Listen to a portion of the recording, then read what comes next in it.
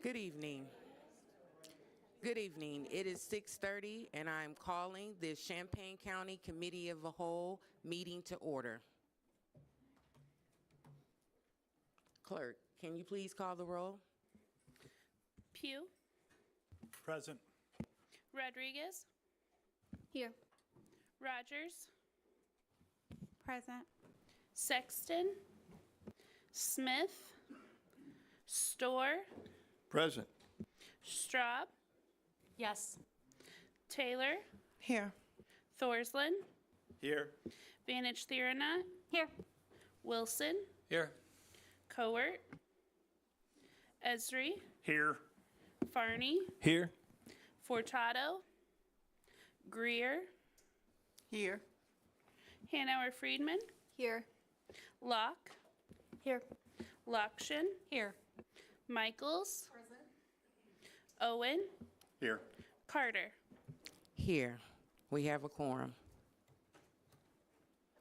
Can I have a motion to approve the agenda? Owens? Second. Esri? Madam Chair, I'd like to propose that we amend the agenda. Can I get a first or can I get a second? I'd like to amend the agenda to move items Roman numeral 9, C 1 and 2, and D 1 to after communications, Roman numeral 6.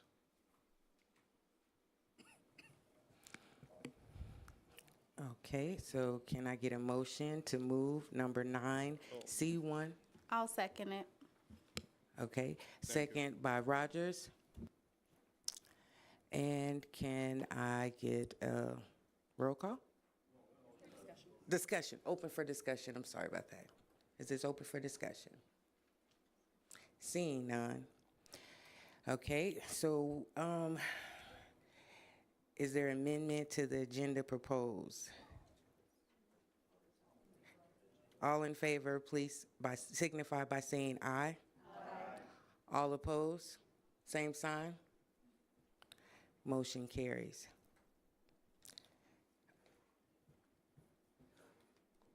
Okay, so, sorry. Any discussion regarding the agenda? I just did that. Okay.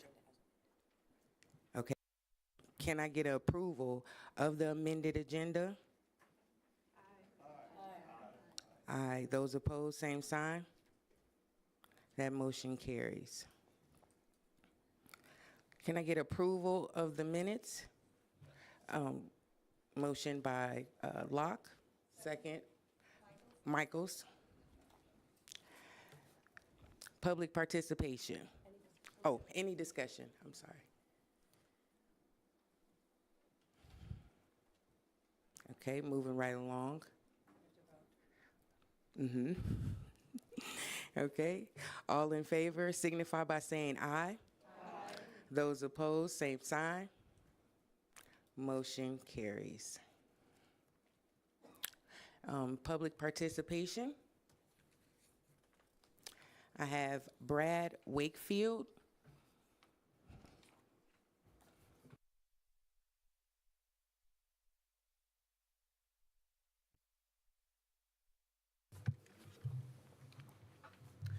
Hello, everyone, and good evening.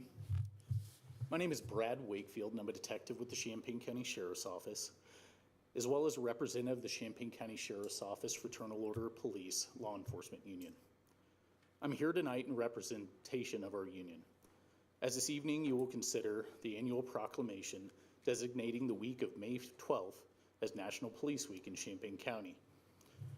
In 1962, President John F. Kennedy signed a proclamation which designated May 15th as Peace Officers Memorial Day and the calendar week in which that date falls as Police Week.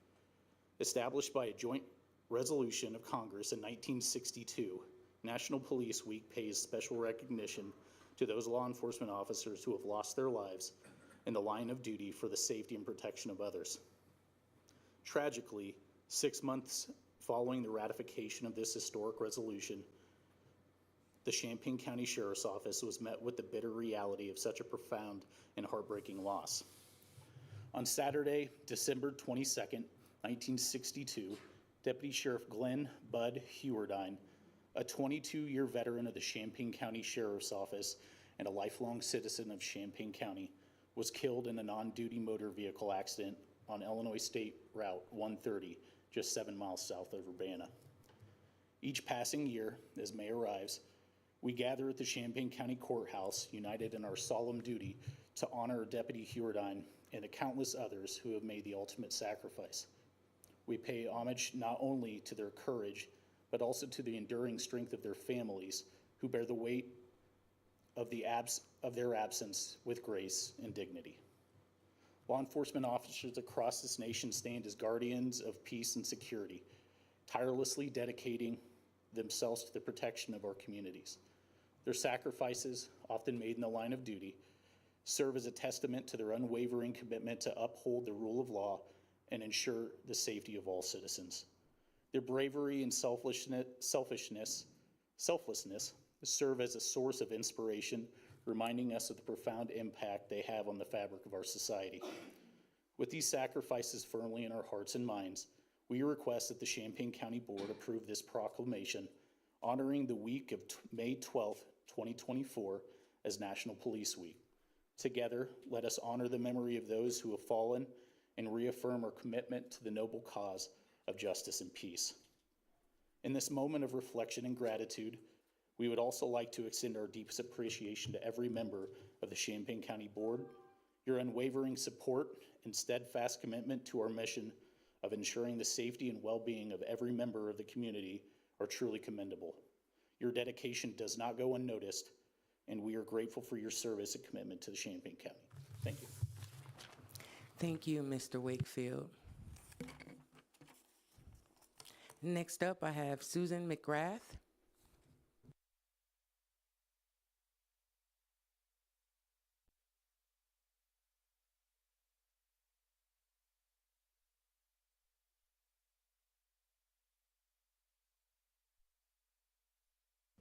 There. Technology again eludes me. I was going to have Jeff help. I was ready for you. Good evening, everyone. I'm sorry this is the first time I've appeared before you this year, but there has been a lot to do with the business of the Circuit Clerk's Office. And so I appreciate the opportunity to see you all here once again, to thank you for your consideration of some information I just sent to you, and to let you know that our study is continuing on the court management data service, and that our consultant will be bringing to you a report of where we are and what the recommendations are at your June County Board meeting, which is exactly the timetable that we presented to you back last year.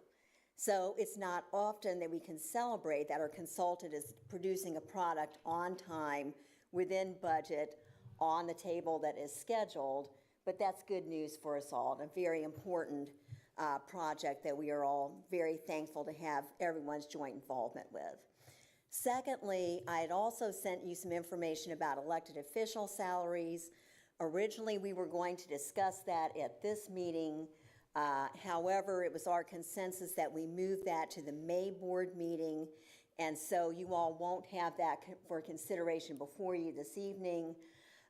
I'm glad I had the opportunity to give that to you ahead of time, because in May, I will not be able to attend the committee of the whole meeting, but I will be here for the full board meeting in May. And also, I just found out this evening that 2 other people are in my birthday club, Ed Sexton and somebody who just said no, Diane Michaels, but I'm going to out her because that was a great year, and we'll have a great birthday celebration as a result. So thank you all so much. We appreciate your consideration and time, and I look forward to an interesting meeting. Thank you, Mrs. McGrath.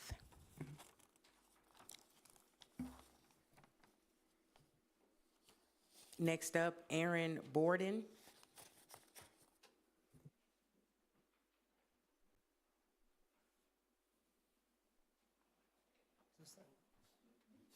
Okay. Okay. Hello, how are you guys doing tonight?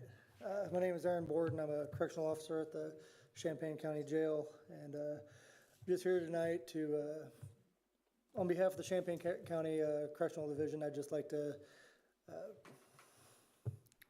express my gratitude that we have for you guys. Sorry. For this proclamation of Correctional Weeks in May. And thank you for bringing awareness to the importance that we do, the job that we do, and all the things you guys have done as a board for us. Thank you very much. Thank you, Mr. Borden.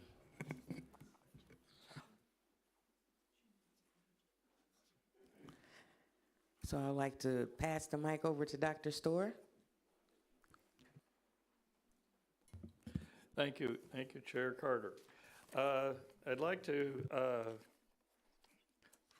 Point of order, we missed communications. Thank you. I'm sorry. This communications. Communications. Is there any communication amongst the board?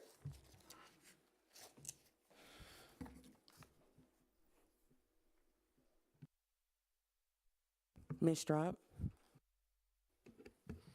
I left our last meeting extremely embarrassed for our county. We, as elected or appointed members of this governing body, need to hold ourselves and each other to some level of professionalism and decorum. Yelling, pounding the table, physically approaching other board members while screaming at them, verbally threatening other board members, and interrupting proceedings to make poorly veiled insults regarding other elected officials and county employees is inappropriate. It does not befit the seriousness of our work, and it is disrespectful to our constituents and county staff. As a board, we need to expect and do better. As a grown person, I will not continue to tolerate this level of unsafe and unstable behavior in my working environment. Thank you for that, Mrs. Straub. Any more communications from the board? Jeff? Oh, Eric. Mr. Wilson. Thank you so much. First of all, I just want to express my appreciation for the JDC, or the Juvenile Detention Center. Make sure I get her name right. So Director Shannon Siders, right? And Superintendent Patricia Alla. They gave Board Member Storr and Board Member Locke and myself a great tour of the facility. I think you recall I had some questions the last COW about staffing, and Director Siders reached out to me and said, hey, come on over. And I said, okay, we'll come on over. But I just appreciate them opening the doors, and it was kind of an eye-opening experience, obviously, for me. And I have never been in a facility like that, but my brother went many times in his youth, but I've not been there. But anyway, I just appreciate the professionalism and giving us a tour, and a lesson learned for me to learn more about the JDC. And then one more shout out to Board Member Farney. So while we were there, Mr. Farney was providing instructions to the kids there and helping them to better their lives. And it's so good to see someone in our community helping other people better their lives. Anyway, that's it. Thank you. Thank you for that, Mr. Wilson.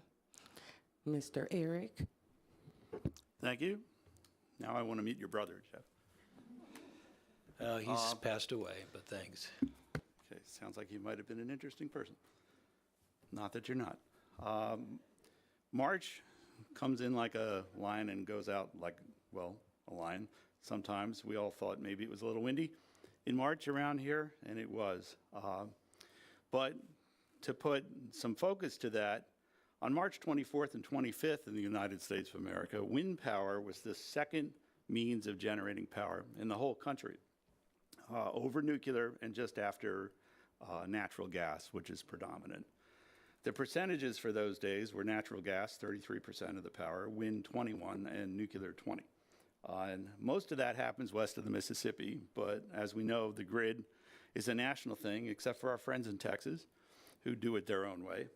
And speaking of Texas, Texas is like a showroom, Texas, for green energy. They have more wind and solar than most of the rest of the country, which bailed them out more than once now with their grid that they isolate to themselves.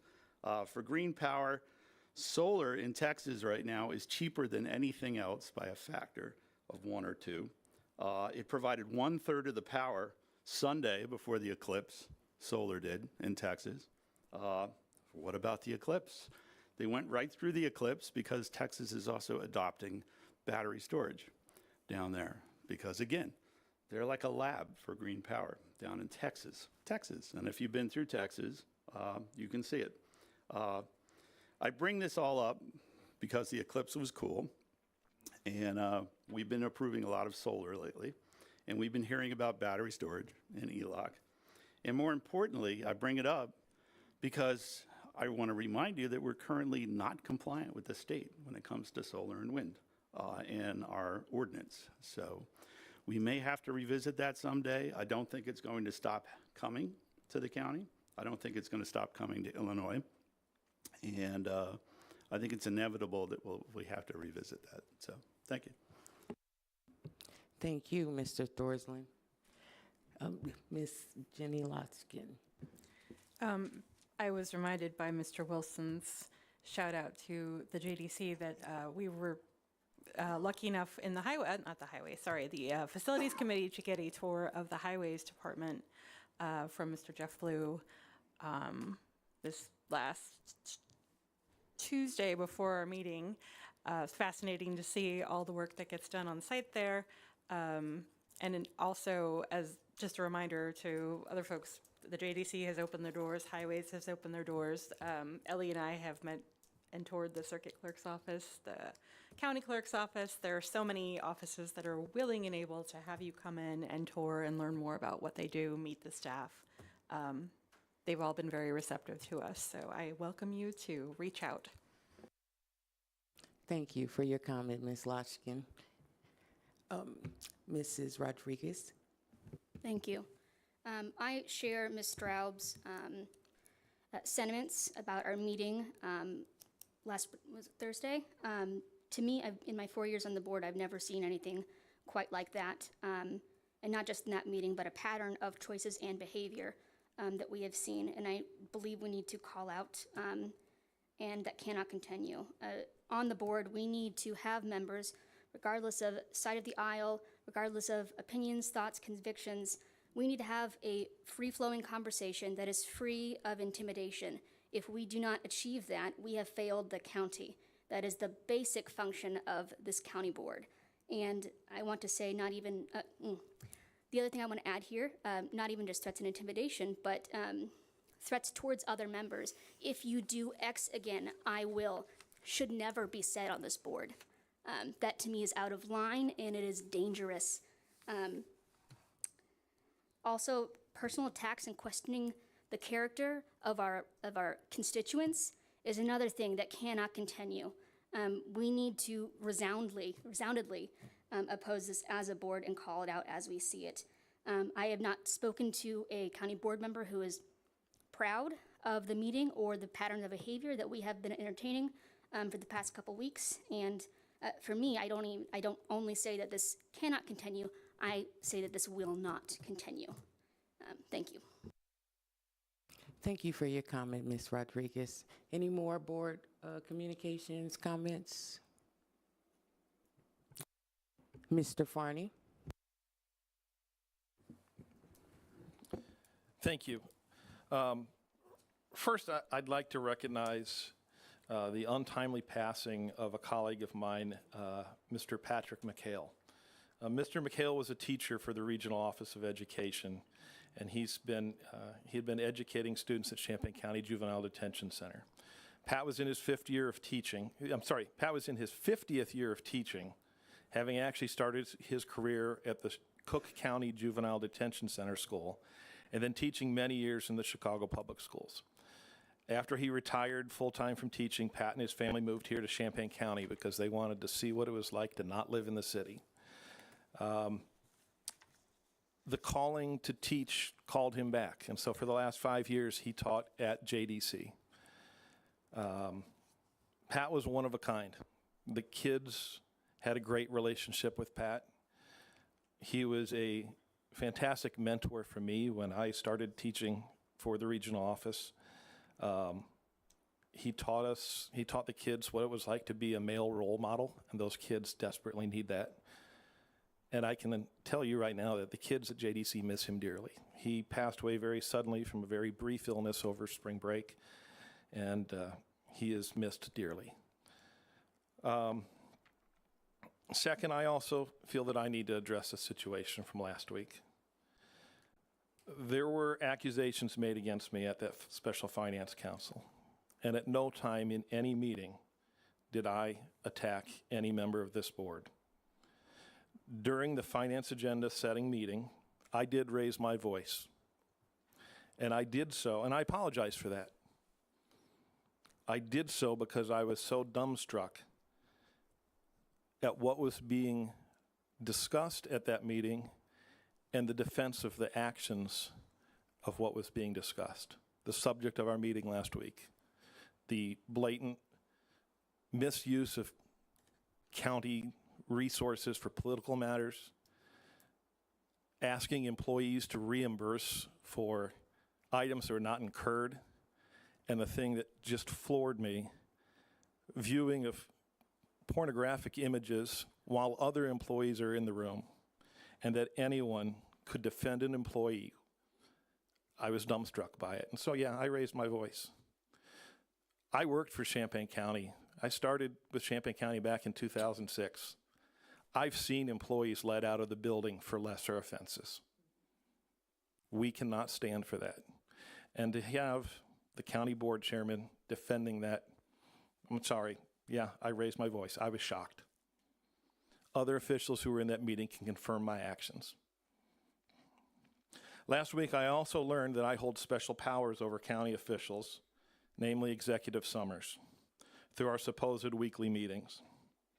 It is within my rights to hold meetings with anyone I want at any time, as often as I want. I do not meet with Executive Summers every week, but I meet with him often because my constituents need that. I will not stop doing that. I will not be intimidated by it. My only request is that Steve have better snacks in his office. We need to meet with countywide elected officials so that we can do the business of Champaign County. There's not a Republican way to do it. There's not a Democrat way to do it. We are here to work for the people who vote for us. And if that means meeting with Steve Summers once a week, twice a week, 6 times a week, if my schedule allows it, I'm going to do it. Finally, during that Special Finance Committee meeting last week, the county board chairman raised her voice, stood from her seat, and walked towards me and other members of the board. This act of physical intimidation is threatening and a violation of decorum and county board rules. Any further outbursts cannot be tolerated. I appreciate the kind words and support of board members who have contacted me to express their shock in the actions of the county board chair since last Thursday. Thank you. Thank you for your comment, Mr. Farney. I would like to respond. That will not happen again. I was frustrated. I have a lot of questions that I have not got clear answers to. I am trying my best to fully fulfill the duties of Champaign County Chairwoman, and I have not been able to do so. So I am trying to get those appropriate meetings in order so I can know exactly what path I need to take to better serve all of my county board members. Those of you that have reached out to me, I appreciate that. During this process, I do need help. I've never done this before, but I'm trying my best, and I think that should count for something. So, any more communications amongst the board members? Okay, seeing none, I'd like to pass this over to Dr. Storr. Thank you. Thank you, Chair Carter. I'd like to call your attention now to items Roman numeral 9, C1 and 2, and items D1. I'll read the proclamation for the Correctional Officers Week. Can I have a second? Ms. Lokshin, thank you very kindly. Bear with me. Resolution. No, he goes to.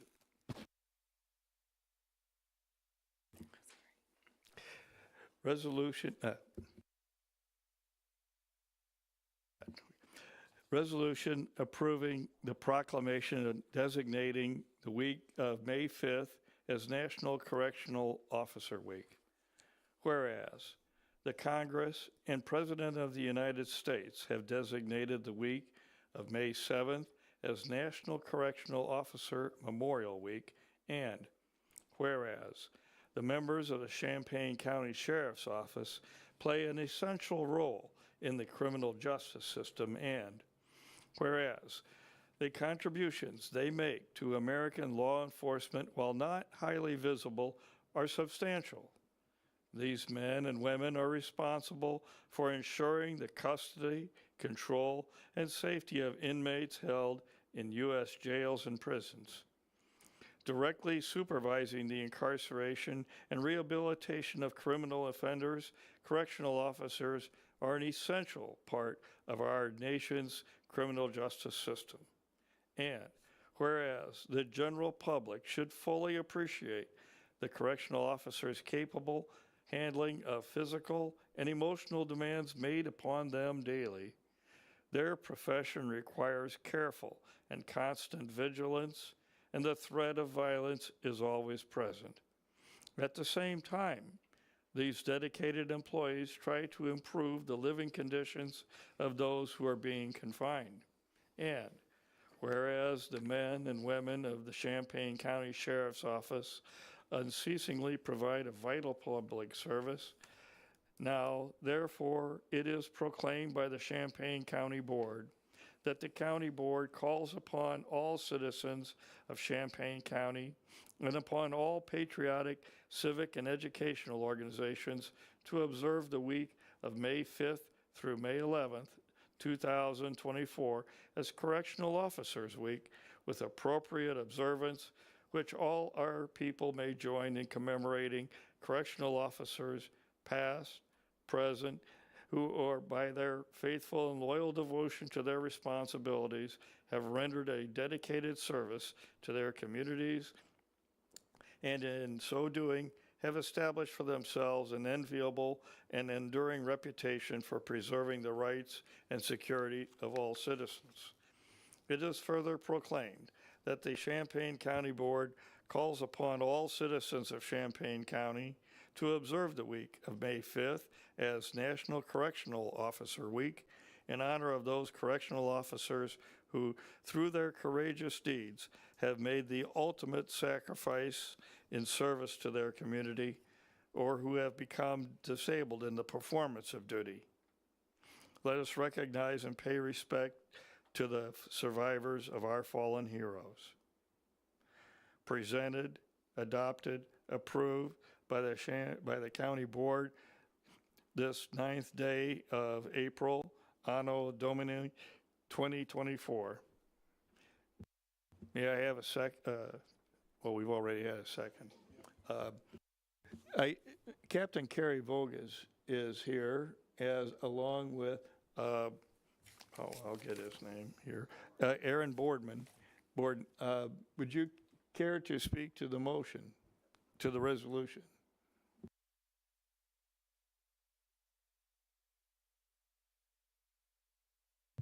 Good evening, everyone. You know my face. Come here very often for issues and problems, but today this is a good thing. This is a week that we get to recognize the service of our officers, sergeants, lieutenants, everyone that works within the Corrections Division. It's also a time that we celebrate. It's a week of celebration for us. I am kind of their mother, so I tend to try to find all the ways that we can make them smile that day, that week, make sure they understand how much we appreciate them. And this is a job that often is unseen, and we know that. You know, they're not on the streets. They're not out where you guys can see them on a daily basis. So often we sometimes get forgotten. So I just so appreciate this recognition tonight, taking the time to do this every year. I know I appreciate it, but my guys and gals also appreciate it. It's also probably a good time for me to give you an update on staffing while I'm here. We actually have seen a big change over the last 6 months. So we have quite a few people on our roster to be hired. So we have currently 3 coming in next week, and we have another 3 behind them. So that's 6 people, which is it's not common. So 6 people in the next month, hopefully, will be coming in the door, which will put us closer to our 45, 46 mark, which we haven't been at for a good 2 to 3 years now. So that's all good things coming our way. It does take almost 4 months to 6 months to get a new one on the floor, but I think we're in the right direction, especially at the same time as us hopefully opening up the wing here in the next month and a half. Okay?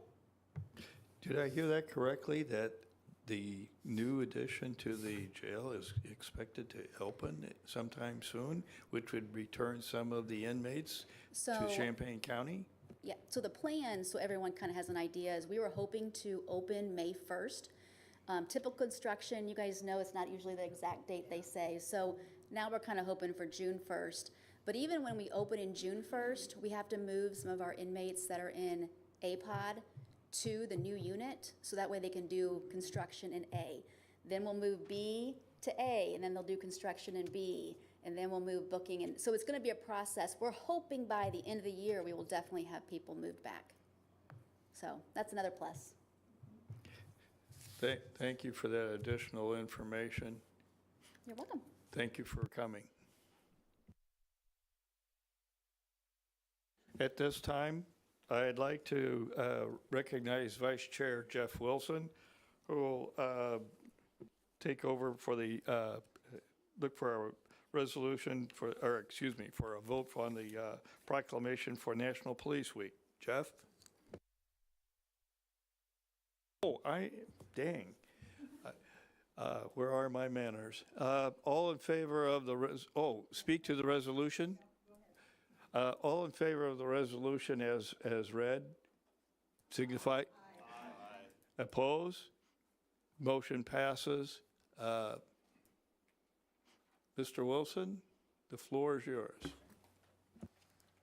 Thank you, Chair Storr. It gives me a great pleasure to read this resolution. Resolution approving the proclamation designating the week of May 12th as National Police Week, whereas the Congress and President of the United States have designated the week of May 12th as Peace Officers Memorial Week, and whereas the members of the Champaign County Sheriff's Office play an essential role in safeguarding the rights and freedoms of the citizens of Champaign County, and whereas it is important that all citizens know and understand the duties, responsibilities, hazards, and sacrifices of the law enforcement agency, and that members of our law enforcement agency recognize their duty to serve the people by safeguarding life and property, by protecting them against violence and disorder, and by protecting the innocent against deception and the weak against oppression. Amen. And whereas the men and women of the Champaign County Sheriff's Office unceasingly provide a vital public service. Now, therefore, it is proclaimed by the Champaign County Board that the County Board calls upon all citizens of Champaign County and upon all patriotic, civic, and educational organizations to observe the week of May 12th through May 18th, 2024 as Police Week, with appropriate ceremonies and observances in which all of our people may join in commemorating law enforcement officers past and present, who by their faithful and loyal devotion to the responsibilities have rendered a dedicated service to their communities and, in so doing, have established for themselves an enviable and enduring reputation for preserving the rights and security of all citizens. It is therefore proclaimed that the Champaign County Board calls upon all citizens of Champaign County to observe the 14th day of May as Peace Officers Memorial Day, in honor of those law enforcement officers who, through their courageous deeds, have made the ultimate sacrifice to serve their community or have become disabled in the performance of that duty, and let us recognize and pay respect to the survivors of all our fallen heroes. This is presented and adopted and approved and recorded on the 9th day of April in the year of our Lord 2024. So moved. May I have a motion to approve this resolution? First, Jennifer Locke, and second, Ed Sexton. May I have a vote? All in favor say aye. Aye.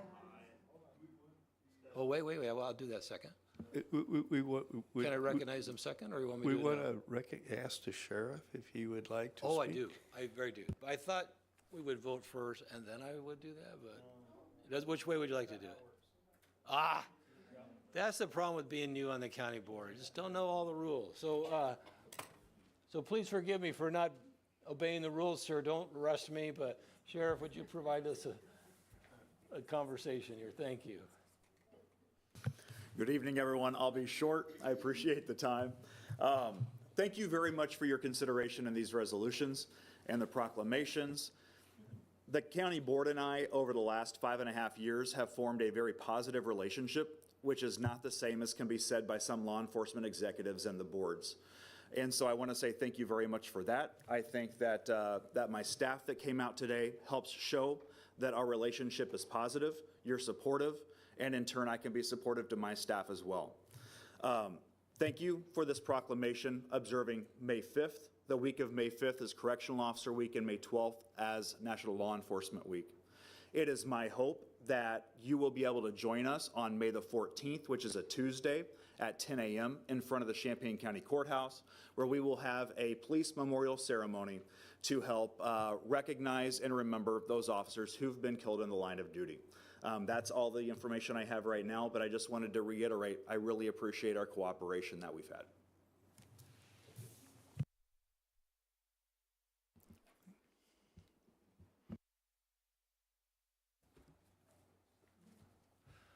Thank you, Sheriff. Really appreciate that. So may I have a motion to approve this resolution? Did I screw that up already? Thank you. May I have a vote to approve this resolution? All in favor say aye. Aye. All opposed say nay. All right, motion approves. Back to you, Chairman Storr.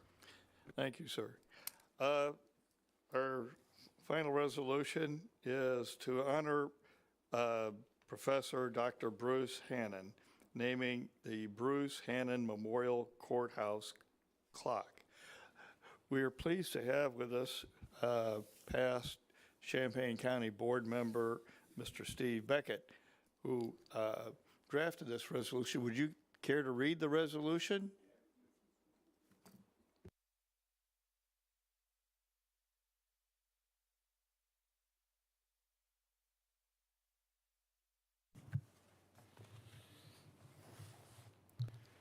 Thank you. Ms. Coward, good to see you. Ms. Michaels. Hi. We were colleagues on the board. Yes. I find it hard to believe. Yes, sir. Hi. Before I read the resolution, can I give you a little history lesson? Many of you I know, many of you I don't. I'm going to tell you a story that you're probably not going to believe, but I'm here to tell you, and Ms. Michaels and Ms. Coward can tell you, it's absolutely true. The story is absolutely true. So first of all, I've got some exhibits. I've got 2 for each side. If I could get some help here. 2 on that side and 2 on this side. Thank you. I was on the county board from December of 2000 to December of 2010. And it was a change in politics at the time. Those of you may or may not remember, in the history of Champaign County, there had never been a Democratic majority. And I don't say that because this is some partisan thing, but it was different. And so a rookie, Mr. Wilson, I hear you, a rookie comes on the county board praying. He is the facilities chairman of the county board, who's had absolutely no history of politics whatsoever. and knows nothing about facilities whatsoever becomes chairman of the facilities committee. To make matters worse, in '98, we had passed a 1/4-cent sales tax, the county had, and we were building a courthouse, and the project was underway, and so I stepped right into this project. And if you look at the pictures, you'll see that, candidly, we had a really ugly courthouse. It was ugly. We had this squat tower. And what happened was a beautiful courthouse was built in 1901, the 4th courthouse in the county. It had a beautiful spire tower, and the county boards back then weren't as smart as we are, and they never put lightning protection on it, and so it was struck by lightning 3 times. Last time in 1952, and every time it was struck by lightning, something else got knocked off. And so by the time I got there, here's this courthouse. We're building a brand new addition to it that's going to be beautiful, and we still got this old ugly courthouse with this tower. So in January of 21, I get a call at my office, and it's this man named Bruce Hannon, who I have heard a lot about because he saved Allerton Park, for God's sake. I mean, anybody in the county knows that. And why is Bruce Hannon calling me? So he wanted to meet with me. And Bruce Hannon was this kind of guy. You would meet with Bruce Hannon, and you would talk with him, and he had an idea of what he wanted. And somewhere in there, he introduced that. By the time the conversation was over, you thought it was your idea, and you were asking him to help you. And that's exactly what happened. And Bruce and I had the idea, although it was really his idea, to form a citizens committee to rebuild the clock and bell tower just the way it was in that 1901 courthouse. And so, of course, as facilities chair, I brought it to the county board, and there was a almost unanimous no. No, we're not going to do that. We're not going to spend public funds to rebuild a clock and bell tower. And of course, the clock didn't work. That didn't help any either. And if you knew Bruce Hannon, you would know that he is a clock person. He was a clock person.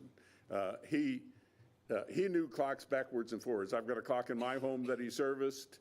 Lots of people in the county had clocks. Ms. Reitz, wherever she went, she has a clock outside her office that Bruce Hannon would come and service. And his relationship with those clocks became personal. They were like his children and his grandchildren. And if you ever saw him, he would ask, how's the clock, doing that sort of thing. But anyway, so we formed the Citizens Committee. The first thing we had to do was raise money to see if it was feasible to rebuild the clock and bell tower. We spent about $20,000. We raised the money, and it was feasible. And then we had to get design plans done and figure out how much it was going to cost. It was going to cost $1 million. $1 million. That was money back then, $1 million. And so we had to raise it. So we formed the Citizens Committee, and the Citizens Committee were members of the county board, both parties, people from the community, well-known people from the community were active in all sorts of things. We would meet once a month. We would talk and talk and talk. Bruce knew this guy named Jack Richmond because he had fixed his clock. And Jack Richmond was a well-known entrepreneur. And one day I was at the courthouse, and we had taken the clock from the tower, and Bruce had it fixed and running, and it was down in the first floor of the courthouse after the courthouse got dedicated. So this is about 2002. And here's Jack Richmond looking at the clock, talking to Bruce, et cetera. And next thing I know, Jack Richmond has pledged $400,000. Wow, that's a good start. So to get that done, Bruce and I had to go to the U of I Foundation because Jack's money was all tied up with gifts to the U of I, and they had to amend his gifts to allow this $400,000. And we're walking across the quad, and Bruce says to me, I wish we could think of somebody else that might donate money for the tower. I said, well, how about Jimmy Leoto? How about Jimmy John? I know Jimmy John. And so Bruce and I made a presentation to Jimmy John, and everybody knows Jimmy John. He said, how much do you want? Boom. Right then, it was $150,000, just like that, boom. By the time it was done, Jimmy John had given $250,000. So look at those two major gifts. We raised $1.15 million. And the rest of it came from all of us citizens. And if you go to the courthouse, if you ever go to the courthouse and go down the hallway to the old building, you'll see the hands from the old courthouse clock, and you'll see a plaque on the wall of these hundreds of people who donated $500 or more to raise $1.5 million to build that tower back. And the tower got built back. You saw the old ugly, and you saw the new tower. So now every time I go in the courthouse and, excuse me, the clock rings, it's Bruce talking to me. So after Bruce passed on February 16th of this year, I reached out to his family and asked if they would be okay if I brought a resolution to the county board to rename the clock the Bruce Hanna Memorial Courthouse Clock. And Laura Madden, who's his daughter, said she thought that would be a good idea. And so I contacted some county board folks that I know and asked if they would be kind enough to sponsor it, and they said they would. And they would even invite me to come to a meeting and introduce it. So Champaign County Board resolution to honor Bruce Hannon, naming the Bruce Hannon Memorial Courthouse Clock. Whereas Bruce Hannon, a lifelong Champaign County resident, was well known for his workmanship and skill in renovating and repairing clocks of all nature and for many, many people. Whereas Bruce Hannon used his skill to restore the historic Champaign County Courthouse clock in 1976 and return it to working order. That was so it would ring on July 4th, 1976, and the bicentennial, okay? Whereas Bruce Hannon was instrumental in forming the Citizens Committee to restore the clock and bell tower at the Champaign County Courthouse in 2001 and became chair of said committee. I forgot to tell you that on that committee, there were clockies, people that were only interested in the clock, and then there were toweries who wanted to see the tower rebuilt. Whereas under his leadership, the Clock and Bell Tower Committee raised $1.15 million of non-public funds by private donations to underwrite the reconstruction of the historic tower at the Champaign County Courthouse and to restore the clock therein, now known as the Richmond Tower. You saw the little edge there that Jack Richmond got. I'll give you the $400,000. He actually gave $444,000. So he gave another $44,000 so we could have gargoyles on all four corners. And if you look at them real closely, they look a lot like county board members. Whereas, one of them looks like me. Whereas Bruce Hannon's leadership created the position of Keeper of the Clock under the auspices of the Director of Facilities. I see I got a typo there for Champaign County. If we could correct that, I'd appreciate it. It should say Director of Facilities of for Champaign County. First Keeper of the Clock was Alan Reinhardt. Dana Brenner is now the Keeper of the Clock. Whereas by private donation, there exists endowed funds in the Elva Greason Bell Tower Fund with the Community Foundation of East Central Illinois that serves for the benefit of the clock and bell tower.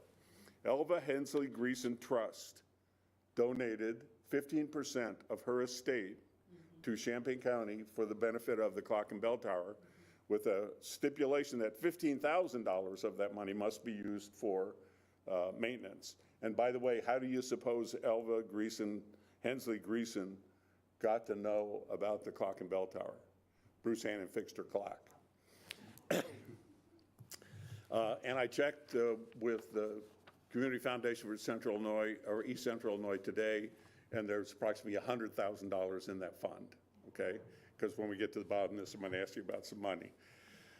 Whereas the Champaign County Board, whereas by private, no, I said that. Whereas the Champaign County Board deems it proper to honor the work and legacy of Bruce Hannon and his contribution to the good of citizens of Champaign County, now therefore the clock at the Champaign County Courthouse in Urbana, Illinois, shall be designated as the Bruce Hannon Memorial Clock, and that appropriate plaque shall be created and placed at a proper location to be determined by the Director of Facilities, Keeper of the Clock, with an appropriate dedication ceremony on a future date to be determined by the Champaign County Executive, adopted this blank day of blank to 2024 by a vote of the Champaign County Board, Secretary, Champaign County Board Chair.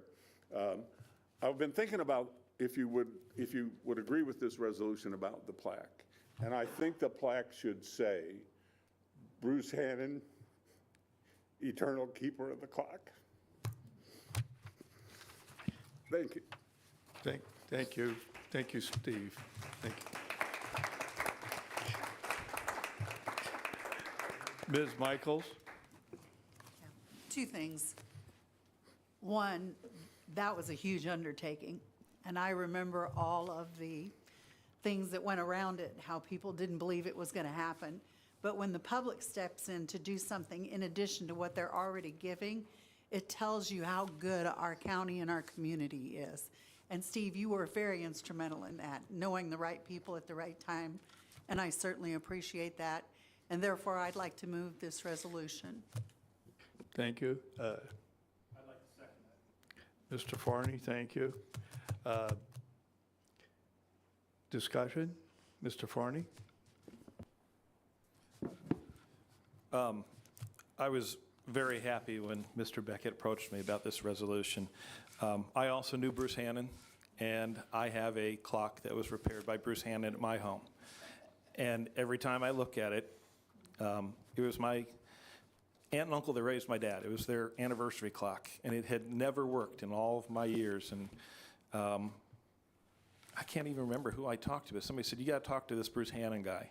And much like your story, went over and sat and started talking with him, and about 2 hours later, he had my clock, and I was leaving, and I was extremely happy to have known him and everything. And it took, several months, and he calls me up one day. He says, your clock works. I was dumbfounded by it. Well, here we are 25 years later, and I hear that clock every day on the hour, and it warms my heart. So I absolutely support this. This is great. Thank you, Steve. Thank you, Mr. Farney. Megan, did you get the keeper of the clock, or the eternal? I want to, the point of the money is, that's where I think the plaque should be paid from. And I asked the foundation today, and so if you adopt a resolution for the distribution of the funds from the Greason Fund at East Central, at the Community Foundation of East Central Illinois, then they'll actually pay for the plaque. Megan, could you put that on a future agenda? Thank you. Is there, Beth? Can I just note the momentousness of the occasion where a person comes to give us money to the board instead of ask for money? Thank you, Ms. Van Theron. Chair Carter. Thank you, Dr. Storr. Thank you for sharing that history with us. I really appreciate you. Thank you. Steve, before you leave, I think that we have you to thank for the consent agenda that moves along our regular county board meetings. Would you care to give a little background on that? Well, of course, every budget amendment and budget transfer required a roll call vote. And so I got to I was new on the county board, and we would spend a half an hour doing roll call votes for, 12 different budget amendments or transfers. And I thought to myself, this is crazy. I don't like long meetings. I'm not like you guys. I hate long meetings. And so, I also, by the way, I was parliamentarian. I heard you guys earlier. It's nice to have a parliamentarian to move things along. And I actually saw John Dimmitt, and I asked him how in the world the school board handled its meetings, and he told me they had a consent agenda. So I worked with Deb Busey, and we created a rule to create a consent agenda, and as they say, the rest is history. You saved us so much time. Yeah. Thank you. I think we still need to vote on the resolution honoring Bruce Hannon as naming the Bruce Hannon Memorial Courthouse clock. All in favor signify by saying aye. Aye. Oppose? Motion carries unanimously. I cede this back to the chair. Thank you. Thank you for coming, Mr. Beckett. Thank you. And thank you, Dr. Storr.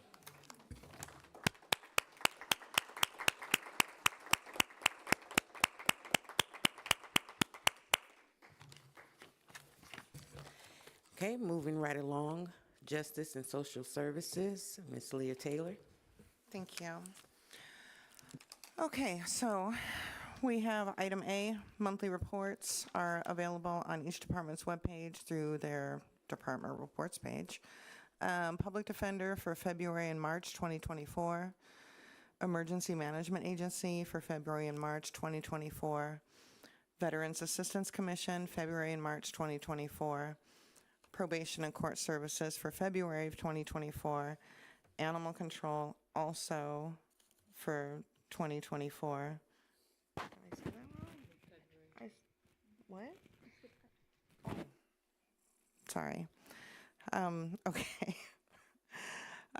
Next, we have item B for Rosecrans. The reentry reports are information only. They've been updated. The financial report for January and February 2024, as well as the program report for February of 2024. Item 2, I should have spoken with Ms. Locke ahead of time. I didn't know while I was sitting here, I was thinking, did you want to lead this portion or? Okay, so we're having a program information and update presentation from our friends at Rosecrans. So. While they're walking forward, I will do some introductions. We have Dave Keller-Halls from Rosecrans. We have Jalen Mayart, who did the bulk of the rebuilding, and we now have her successor, Gabrielle, whose last name, I'm so sorry, I've forgotten. Calderon. Thank you, Gabrielle Calderon. They are doing hard work on the daily, and I'm excited to hear about it today.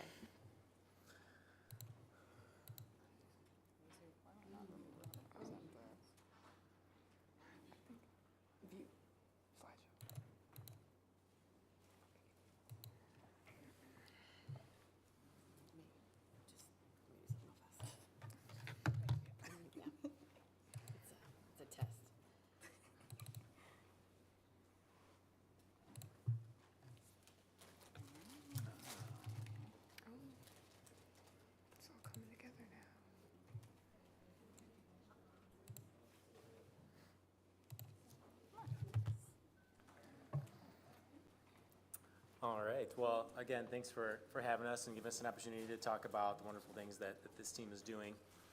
The team lead that directly supervises Jalen and Gabrielle is in Mexico right now on vacation, so we gave her a pass. But these two have been doing wonderful work, working as a team in tandem to make sure this was a smooth handoff. So we're going to get started with them describing some of the services the program offers, talk about some of the challenges that this population faces, and then talk about some of the updates in terms of the data and other things related to the Reentry Council. So. Cool. So to start off, over 16,000 people were released on parole at the end of 2021 in Illinois, and 40% of those people were rearrested just within 3 years after their release. So what exactly is reentry? Reentry is it's the process in which somebody who's in correctional confinement, they prepare for release and they transition back into the community. Reentry usually involves fulfilling their needs such as housing, employment, maybe getting IDs or signing up for benefits like SNAP. And the time frame for successful reentry is really dependent on an individual's needs and the accessibility of reentry services in their area. And the process usually starts when someone is incarcerated towards the end of their sentence, and then it'll continue upon release through a reentry service or programs in their area. So in Champaign County, we have a few reentry services. Champaign County Jail has reentry services, First Followers, the Illinois Department of Corrections, and of course, Rosecrans. There's some other agencies in Champaign County that serve the reentry population, but they just might not have a specific designation of reentry, like Salvation Army, Strides, or See You at Home. So, unfortunately, our table got a little messed up, I see. For the agencies that we just mentioned, we just wanted to compare across, and Rosecrans is the only agency out here that fulfills needs in every single area of support. So, oh my gosh. Okay, sorry. Some more about the Rosecrans Reentry Program is that we take a holistic approach to reduce recidivism in Champaign County. The team is made up of trained case managers and mental health professionals who are overseen by a team lead and a clinical services director. We provide direct client and linkage services in a variety of areas from housing, education, employment, mental health and substance use treatment. We have in-house psychiatry services. We also recommend people for more recognition therapy and anger management, which are two cognitive behavioral groups that we run at the courthouse and also in jail for people who are still incarcerated. When somebody's recommended to case management services, clients are they're assigned to a case manager, and then case management services could really look like a variety of things. It really depends on what the client needs. So it could be going grocery shopping with your clients, helping transport them to medical appointments or meetings. Maybe they need help creating a resume and applying for jobs. We'll hop on Indeed. Maybe they need help applying for a housing voucher or even just searching for housing options, like they just want to find an apartment that they like. Yeah, just continuing on to that, we also help with education applications and enrollment. We connect clients to the Regional Planning Commission. We actually transport them here, and I set up an appointment with Tammy, and then we get them an annual bus pass for free, which is usually like $60. So it's a really good need, and we also refer them to different services like anger management or moral recognition therapy classes. We have psychiatry and mental health services, as mentioned before. We also do substance use treatment, and then we let them know about the local food pantries and local drives around here. Just really anything that my clients bring to me, I try to find an answer for them. So I think the slide might have cut off SSI benefits or other benefits. We have a case manager at Rosecrans who specializes in benefits specifically, because anyone that's worked with SSI, you may be on the phone for 45 minutes waiting for somebody. So that is her one job, and so we're able to refer those clients to her to really focus on that. yes. And then our process, our clients usually come through referrals, either from the courthouse or walk-ins, where they just walk into our building and fill out an intake form. And then we do an assessment with them and provide recommendations based on the results of that assessment. And then we add them to our waiting list for our services, or we contact whoever we are referring them out to. We don't currently have a wait list at the moment, but if we get to that point, that would be the process. So. Yeah, so this slide is from an article that I read, actually, just to highlight some issues in Illinois as far as affordable wages. As it says, residents need to be employed full-time with a wage of at least $24.59 to afford a modest two-bedroom in the state. And since our statewide minimum wage is $13, you need 1.6 full-time jobs or work 65 hours a week to afford a modest one-bedroom, and 1.9 full-time jobs or 76 hours a week to afford a two-bedroom. And for the fiscal year of 2024, HUD will need at least $13 billion in funding to maintain levels of service for estimated inflation rate increases and interest rate spikes. This is from the Housing Action of Illinois. It's just predicting the inflation is crazy, you guys. And honestly, it's hard for us to connect our clients to certain services when they're dealing with discrimination in other areas. Because of employment discrimination, we have this problem where we have housing that we can't connect them to. So this slide was just to highlight that, how that barrier connects to another barrier. And then we also have a housing discrimination issue out here in Champaign County specifically due to criminal background, race, or income. We have a lot of landlords that will not rent to our clients, even with us advocating for them. So honestly, a lot of affordable housing options are unavailable due to being full or waitlisted because it is limited. And common issues within the population are low income, prior evictions, and inability to work, which often make acquiring housing more difficult. Employment is also a big issue out here. Discrimination from employers due to criminal background as well, race, gender, and educational status. Job training programs often prepare our clients for jobs with low pay, little to low benefits, and high safety risks, like construction, food services, warehouses. Workers are often exploited by employers since the population has a higher need for employment, less awareness about workers' rights, and limited employment options. And then transportation is also a big issue that we come into contact with. Most of our clients lose their jobs due to lack of reliable transportation.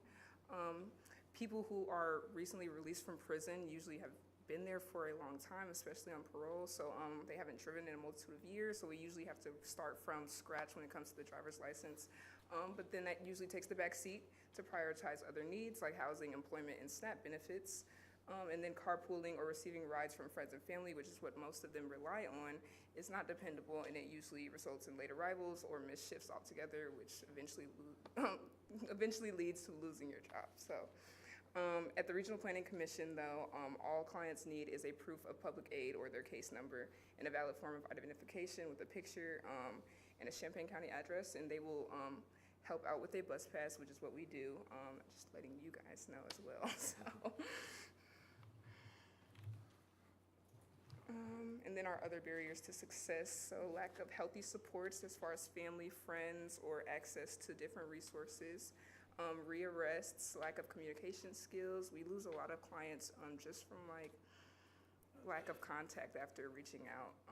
Fees, I put that one in there just because once again with licenses or any other topics like that, I can't get certain clients a driver's license if they owe $10,000 to the courts and stuff like that, but they cannot pay that when they can't be employed. So it's just a lot of things.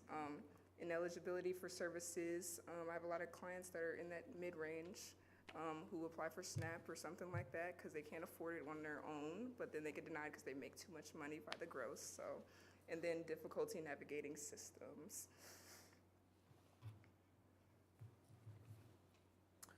All right, after some good feedback from the board, we looked at revamping our data reporting in the format.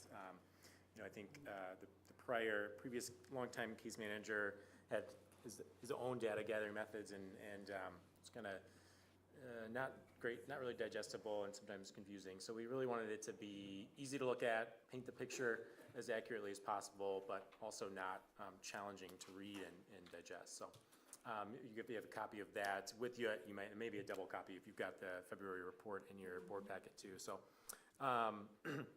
First, one of the major changes was changing it from quarterly to monthly. I think it's better to, 3 months is a long time. So having it reporting out on these things every month, in addition to coming at the same time that our financial reports come. So I'm working in coordination with our financial person who sends them out to make sure we're doing it together. So you get the same report at the same time and have them both to view. So it's also easier, I think, for us to maintain the data as well that way. Program separation in our electronic health record.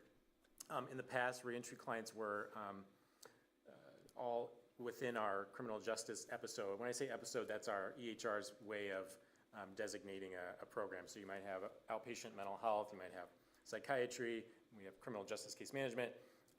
So we'd have to tease out all the reentry clients when it came time to send our report. So after about 4 months, I convinced our IT department to create our own reentry episode, which was wonderful. So we finally got that rolling here late February, March. So we got everything transferred over. So we're gathering March now, and it's going to be much simpler and less labor intensive. We modeled a little bit after the CCMHB reporting system in terms of treatment plan clients versus non-treatment plan clients. So we do have 2 tracks for individuals. Some that just need to come in and get some of those emergency case management services. We're not making them sit through a comprehensive behavioral health assessment. We do the screening, identify those important needs, get them what they need, and then help them move on if they'd like to or continue from that level. Others that want to seek more maybe longer term behavioral health services like mental health, substance use, psychiatry, we initiate what the state calls the IMCANS, and that's the state issued behavioral health assessment to be able to service them for long periods of time for publicly funded Medicaid, managed Medicaid. And it takes a lot of effort. It's a daunting assessment, so we want someone that we don't want to do it for them if they're not going to stick around long term. So, but that opens the door for them to get into all the mental health services that we provide, longer term case management, psychiatry. Not so much, they have access to substance abuse without IM cans. There's a separate assessment for that. Won't go into that. That's more detail than we need. And then is, of course, being more intentional about like demographics, zip codes, all of that. So we can give a good picture of who we're serving and where. We had a request for tracking veteran participation, which I really loved. Thankfully, our EHR does that automatically. We unfortunately don't have anybody currently that's a veteran. We have several that have loved ones that are veterans because it also tracks that. So we're going to look towards reaching out. We've got a VA contact to make sure they're aware of what we have to offer and see if that's something they'd be interested in referring some of their clients to. So another request, which I really liked, was clients who are involved in other Rosecrans services. So we started tracking if someone's in reentry, but also receiving long-term counseling, psychiatry, maybe they're in our sober living recovery home here in town too. So it's nice to kind of see where they intersect in all those services that are available to them. Working to better track recidivism rate, at least within the program itself. So to get a better picture of individuals who are admitted and at least met with for an assessment, what's happening to them, are they staying out of jail and prison, and what's that look like in terms of a percentage. And then again, just looking at more of the demographics for current active clients, and then admission and discharges as well. I don't know if one got cut off. No, we're good, okay. So just a little summary, since you guys have February in front of you. This is for the first 2 months of Q1, January and February. We had a total clients served of 17, total active as of the end of February. We're still working on March. We had 14 with 10 continuing from previous months, and then four brand new ones. We did have 3 discharges, which all 3 occurred in January. Not our favorite outcomes here. Two left without, sort of against our advice, meaning there was some identified needs, but either couldn't get a hold of them or decided that they moved on. And we had one person tell us that, I got in with the psychiatrist, I don't need you anymore. And so trying to educate them on that they may only be able to do a certain service for you. So reach back out to us if you need to. And then unfortunately one who ended up incarcerated. And total of 7 of the 14 active clients that are also in other Rosecrans services. So we'd love to see that. And then with looking at total clients served for those 2 months versus the one that was incarcerated, it's roughly just under 6% recidivism rate for those 2 months. Really psyched about this. I don't know what happened with the title slide, but I've been, again, working with our marketing department to get a rebranded brochure out. Yes, it took a while. I know they're busy, but they finally got it rolled out to us. Not a whole lot of different information in terms of what the program offers, but just nicer looking, updated contact information. I think the old one said 2018 or 2019, so it's nice to have something fresh that's nice to look at. So we're going to be getting some final feedback on if there's any changes that need to be done, and then we're going to send it to print and distribute it to all the applicable places. So, yeah. And then in the works, so we're looking at improving the referral process for recently released IDOC. Like Gabby was saying, the work starts just kind of right before they're incarcerated, and so I wonder how warm is that handoff. I think there are direct referrals, but many of our new admits are just kind of coming into Walnut because, like, hey, I heard this is where I need to go, and they may not always know exactly what to say that they're looking for or what their identified needs are. So working with our contacts who are on the council and who maybe aren't sitting on it right now to find a way to make that direct rather than just sending Mo to the office. Let's get him in contact with our team leader or the case managers directly and get that voice on the phone to know this is who you're going to come see. We're looking forward to seeing you, and hopefully we can get a better return rate on that and for them showing up. Again, we're reaching out to the VA to see if they're aware of our services and bridge that gap or find a way to make a referral process for them. Already talked about the final print of the brochure distribution. A lot of feedback too, which we don't disagree with, that finding ways to improve the function and buy-in for the reentry council. We've experienced a lot of change since the previous case manager left, and while there's still a lot of beneficial presentations that we all really enjoy. Finding a way to make it more beneficial to those that are participating on the council as well as in the clients that we serve. So figuring out who's not at the table. I know we used to have a lot more law enforcement individuals that were participating, and so we'd like to bring them, try to get them back at the table.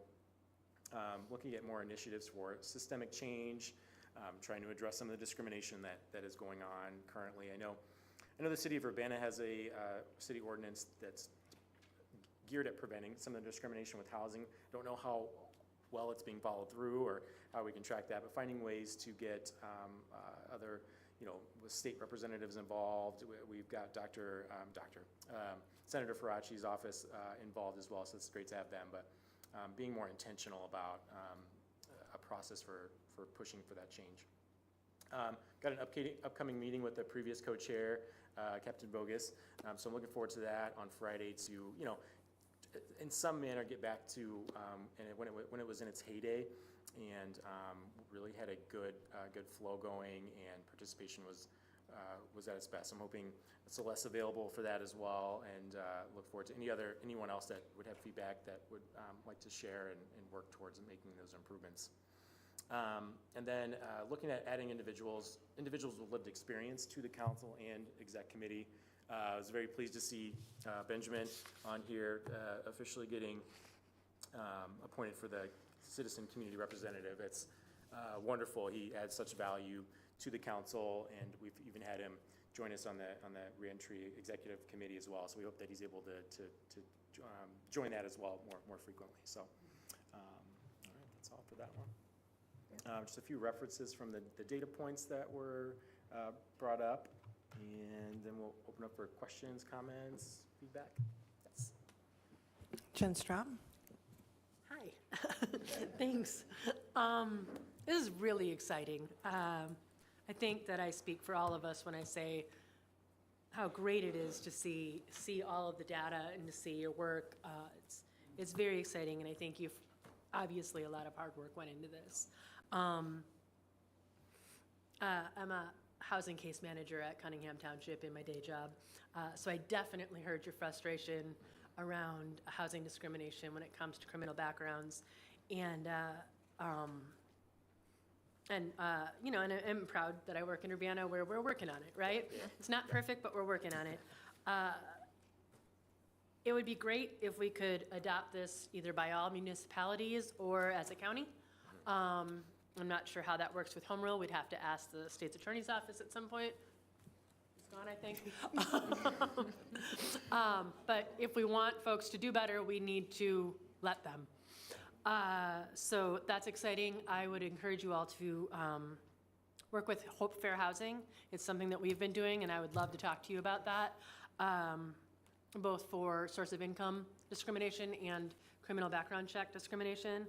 And the last thing I want to say, sorry, I could talk about this all night and we're all tired already. Thanks for your honest data. Social services aren't always pretty, but I think leaving that door open, when people are ready to come back, they will. Yeah. I have Ms. Carter and then Ellie. I don't know why I'm pointing at people. I don't have that. Thank you for your great presentation. I would like to echo County Board Member Jen Straub. I think that this is awesome. I like the fact that you include mental health. I know that is not an easy thing for people to talk about, but it is definitely needed. Going through this process, I think is very, very beneficial for the client. How long has Rosecrans been in operation here in Champaign? So in two separate silos, substance use and mental health is still sort of siloed based on funding sources, but Community Elements was Rosecrans merged with Community Elements in 2016, so that's our Walnut location, and then the Prairie Center, Rosecrans merged with the Prairie Center, which is now the Moreland location in around 2018.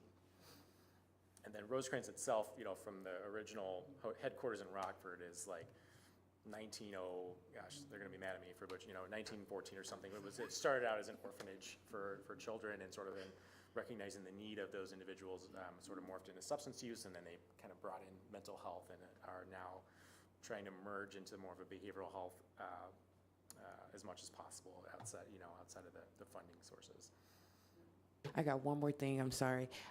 Thank you for identifying those barriers that they face upon release. You know, that's the determining factor if one, is successful beyond the bars. And I thank you for that. And it's also very beneficial to include those peoples that policies and laws affect. I think that is a great move. So thank you so much for coming and giving this awesome presentation this evening. Thank you.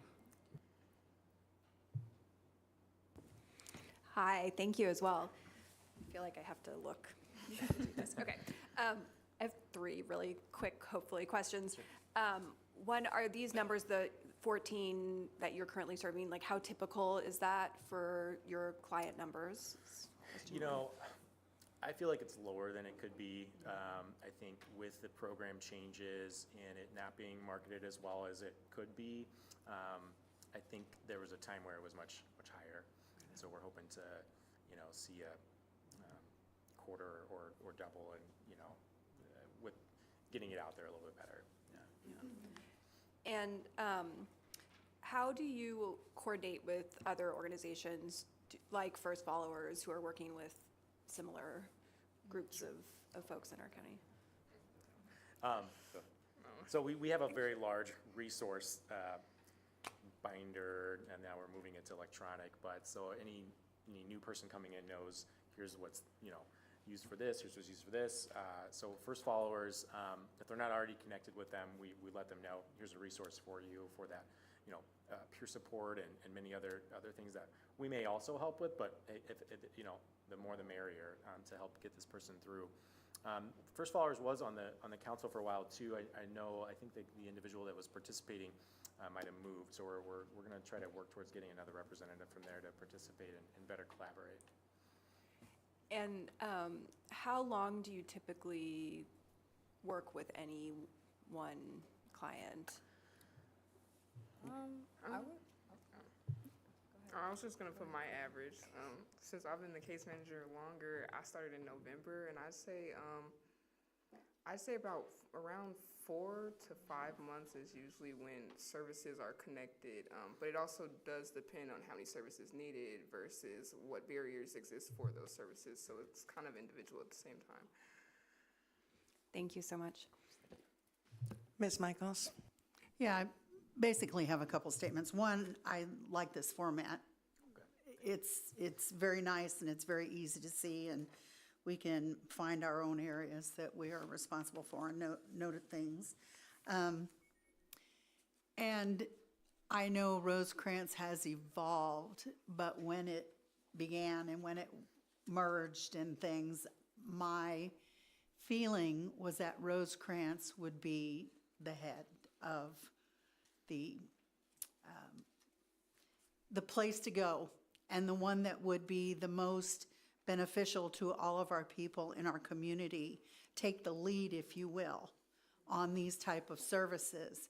And I think you recognize that the numbers need to come up, and I can appreciate that recognition of yours. But there are funds going to this, there's funds going to First Followers, there's funds going to all different entities that the board lays money to, and we want to make sure that they are being utilized in the best way possible. So maybe having everybody at the table is one of those things, coming back and have a kumbaya meeting or whatever you want to call it. But I feel like Rosecrans in my mind, and maybe this was several years ago when it all kind of first started, I'm like, oh yes, Rosecrans is going to be the place where people can get help with mental health, or when they're coming out of an incarceration and they're going to be able to go, it'd be like a one-stop shopping there. And it's kind of been diluted, and I don't know why, but I feel that with your comments, maybe you're back on that right track, and I can appreciate that. Thank you. Yeah, I came in March of 21, and I was familiar with that story. I worked at the Pavilion, and so discharging clients to the local community behavioral health was not easy. And so we have come a long way in terms of breaking down the barriers, opening sort of walk-in walk-in assessment services, scheduling. There's, we're in the works of a triage, which is, I know, something that was maybe promised in the beginning but never came to fruition. So that's becoming more of a reality. It's not 100% set in stone, but I do, believe, having been here for 3 years now, that those in the Rockford region recognize the importance and are behind us in allowing us to get as close as we can to that vision. Jen?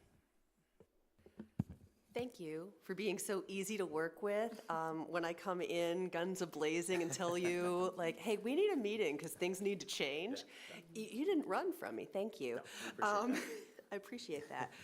But one thing I don't think that we understand as a community, I mean, we do because we talk about it too much, the kind of support that someone gets from Rosecrans, from a case manager, versus the kind of support that a client would get from a peer support at First Followers. These are entirely different kinds of support, correct? Yes, and correct. We wouldn't be able to provide that in this function, correct? Correct. And I think having the two parties doing both of their roles together in tandem is really the ideal piece of it.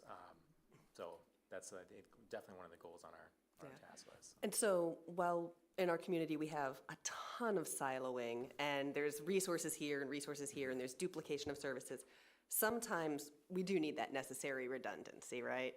Yeah. And I know that, to speak to Ms. Michael's point, we really are, with Mr. Smith in the meetings now too, we really are working our way towards finding the minimal level of redundancy.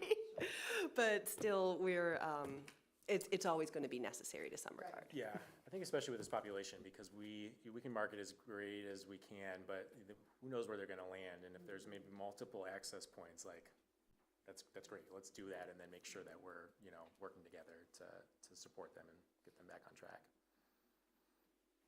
Are there any other questions or comments? All right, well, thank you so much. I'm so excited to see what you guys end up doing. It's really coming forward. Thanks for your Thank support you. and patience.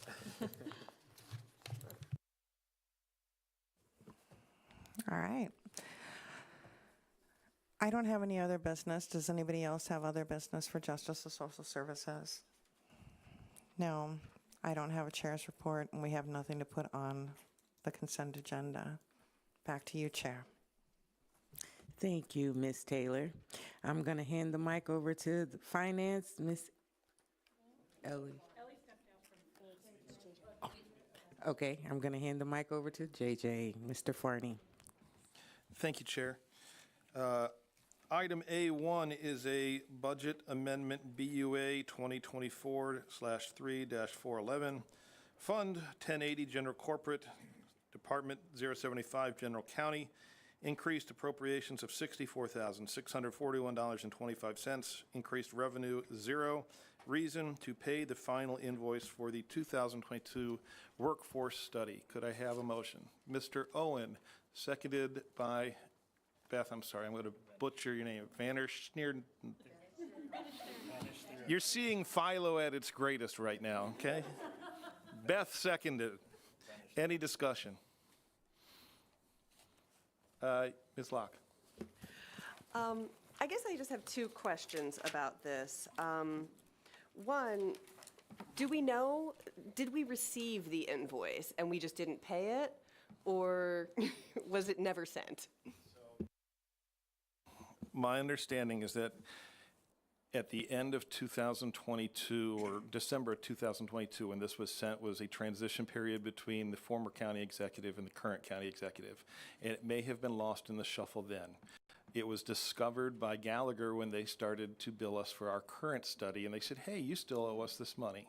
And Travis knows more if I'm wrong. Is that basically what you understood? Yes, I believe so. Okay, and then my second question was, our own auditor's office did not find that we had an outstanding bill for over a year? To defend the auditor's office, they wouldn't know about a bill if it's not submitted to them. Thank you. Certainly. Chair Carter. So just for clarity, we voted to pay and we never received the bill? Because if I can remember right, we did vote. So this would have been long before my time on the board. So this would have been from the study that was done under County Executive Kloppel. So it would have been something that you voted to pay this. Those monies were returned at the end of the budget year to the general fund because they went unspent. And so we're basically recouping that from 2 years ago. Thank you. Any other discussion? Seeing none, all in favor? Aye. Any opposed? Thank you. Item 2 is Budget Amendment BUA 2024/4/13, Fund 2638, Coroner Statutory Fees / Department 042 Coroner, increased appropriations $25,000, increased revenue 0. Reason, the purchase of a new vehicle to provide reliable transportation to decedents to the coroner's facility. Could I have a motion? Mr. Esri and Ms. Michaels. Any discussion? Seeing none, all in favor, please say aye. Aye. Any opposed? Thank you. The auditor's monthly report is on file on his website. We have one item from the auditor's office. This is a resolution authorizing interfund loans from fund reserves to other funds. Could I have a motion on that, please? Mr. Esri and Ms. Rodriguez, any discussion on this? Mr. Wilson. I have a question, but I don't know when to ask the question. Is it concerning this loan? No. Then how about we save that to other business? Thank you. Any discussion on the item on the floor? Seeing none, all in favor, please say aye. Aye. Any opposed, same sign. Thank you. All right, now we have from the County Executive's Office the financial forecast. So I will turn this over to Mr. Woodcock. Thank you. Thank you. I'm just going to wait for the slides to pop up and then I'll start. But while I'm waiting, two quick shout outs. One to Stephanie, who's out there somewhere listening.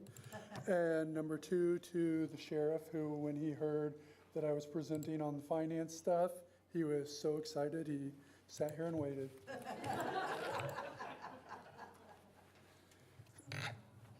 All right, so for those of you who don't know, I'm Travis Woodcock, Budget Director, and next to me is Michelle Jett, Director of Administration. The financial forecast kicks off the FY25 budget process. This is nearly a year-long process, so it probably feels like we just finished up with the FY24 budget to most of you. The forecast provides a framework for planning. It is not set in stone, and in fact, it should be reviewed throughout the year because stuff can change in the blink of an eye. I'll start off by giving a quick overview of the general fund for FY23. Keep in mind these numbers are unaudited. There was $47.6 million in revenue and $46.3 million in expenditures. The reason for the large surplus was largely due to salary savings due to a large number of vacancies. That's not really a good thing, having all the vacancies, but it does save some money. Financial policy states that general fund reserve balance should be at least 2 months of operating expenditures at a minimum. That's 16.7%. At the end of 23, we're estimating about 32.7%. There's no maximum on that number, and having a larger fund balance is very important during uncertain times. The forecast and budget can be very difficult to prepare due to challenges and unknowns. These items are written in greater detail in the report, but I would like to highlight a few. Recruiting, retention, and competitive wages have been a challenge for the county for a while. Gallagher will be conducting a compensation study for the county later this year. Health insurance costs went way up this year and are likely to continue to rise over the next few years, which make them hard to estimate. The hospital property tax liability has three appeals, and there's no fund set aside for these if they're unfavorable. So payments would come from fund balance. And just like every year since the pandemic, there's been questions of whether we will have a recession or slowdown. Personal property replacement taxes has been wild since 2020 as well. This is due to record corporate profits since COVID and closures of certain loopholes. PPRT has shattered historic highs. However, there was a sharp drop in 2023, and this drop will likely continue in 24. The state discovered an error in their calculations, which resulted in which will result in future smaller distributions. In addition, they will claw back additional distributions for the next few years to cover the overpayment from these errors. The clawbacks are expected to last through FY26, but that could change. In the forecast, PPRT is forecasted to be a bit lower in the next couple of years and then projected to slowly start growing again. One of the biggest uncertainties is the economy. Since the pandemic ended, there's been talks about potential recessions. I'm sure everyone in this room is tired of hearing about it, as am I. However, it is important to discuss because it could have huge impacts on county revenues. Other economic factors to be aware of are changes in inflation and interest rates. Inflation was extremely high over the past few years and has recently started to slow. Interest rates, conversely, were at all-time lows for many years, and they have started to increase. A report done by Moody in February said that the Champaign-Urbana economy has outperformed the rest of the state over the last few years. However, it has now hit a wall, and the rest of the state is catching up. Both state and county sales tax revenues are at all-time highs. Since this is a percentage-based tax, high inflation really accelerated this growth. Other factors that, also now that inflation is cooling, it could also start to slow down this growth that was caused by the inflation. Other factors that have driven the growth are low interest rates, stimulus money, ARPA money, and the changes to the level the playing field, which taxes are now paid on a destination-based way, so where they're ordered from, if they're ordered online versus where they're sold from. High inflation and low interest rates historically have increased spending since things get more expensive over time and you are not making interest to offset these increases, so it incentivizes spending. Now that the opposite is true, high interest and lower inflation, this could also slow some of this growth, which typically happens. The U of I Flash Index is a popular snapshot of the economy. The economy is expanding when it is above 100, which is represented by the orange line, and contracting when it's under 100.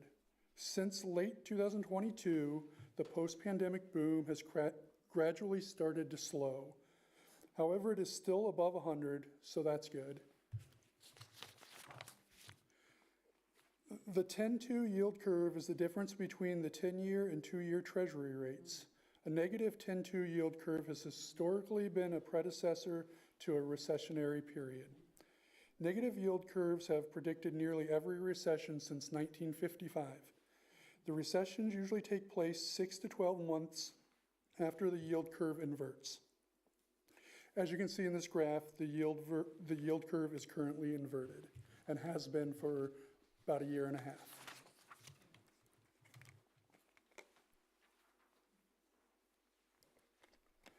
The Federal Reserve of New York also does an analysis on yield curves.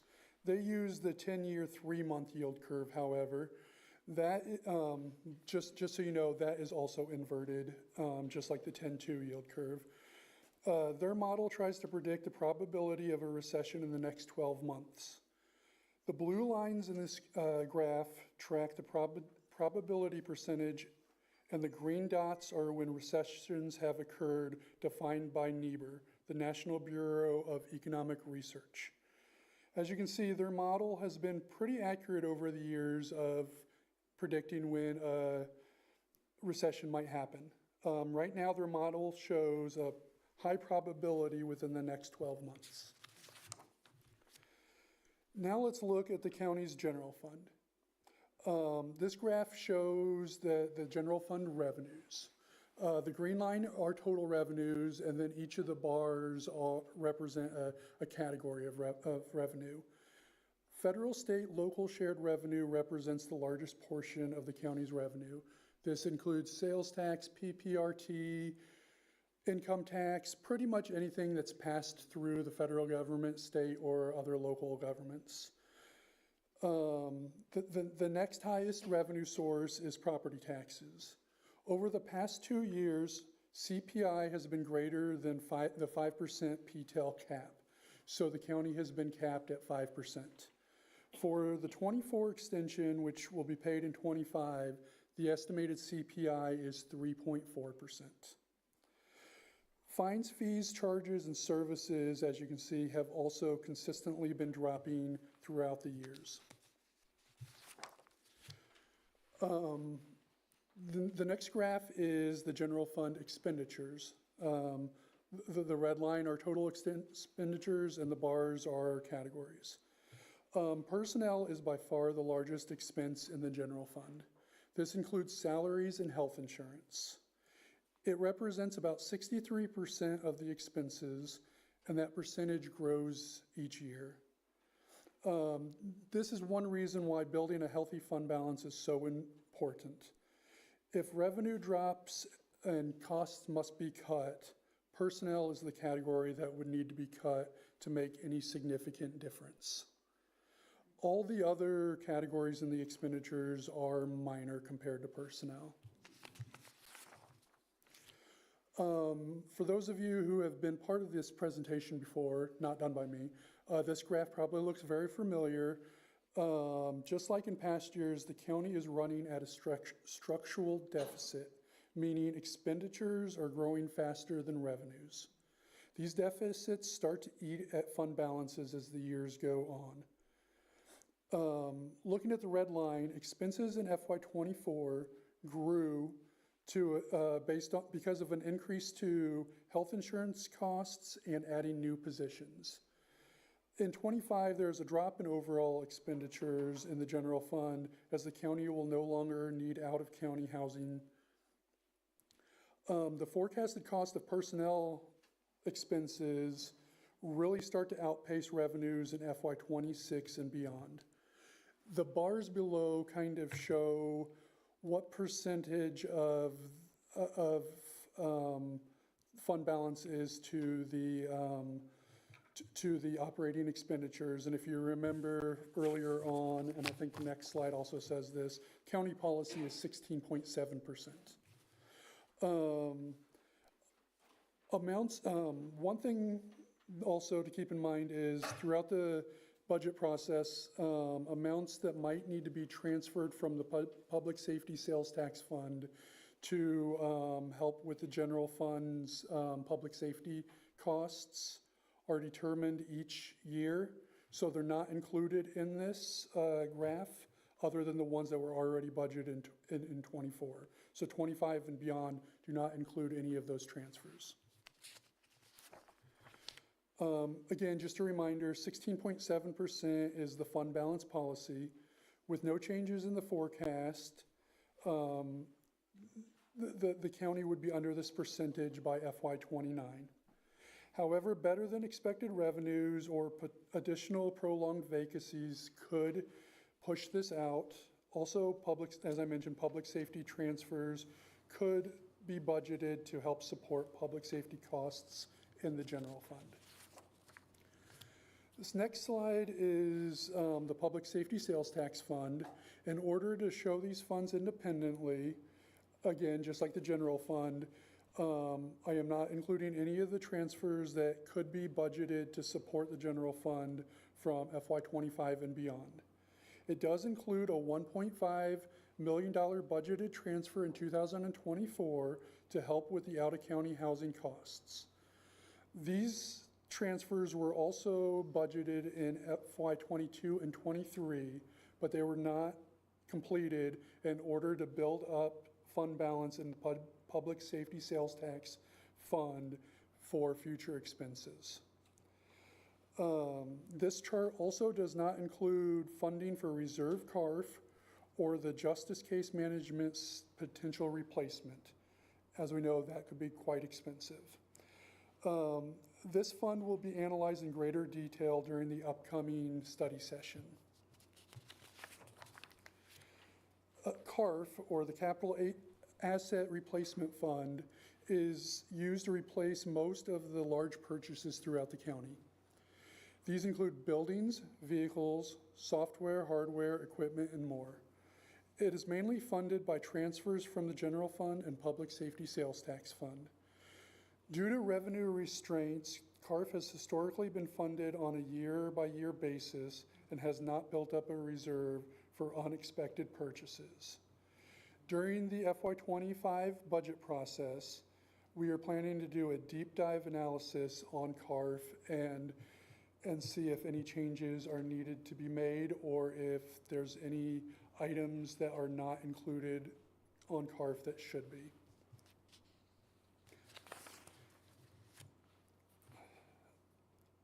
ARPA. So Kathy Larson does a wonderful job updating the board on ARPA.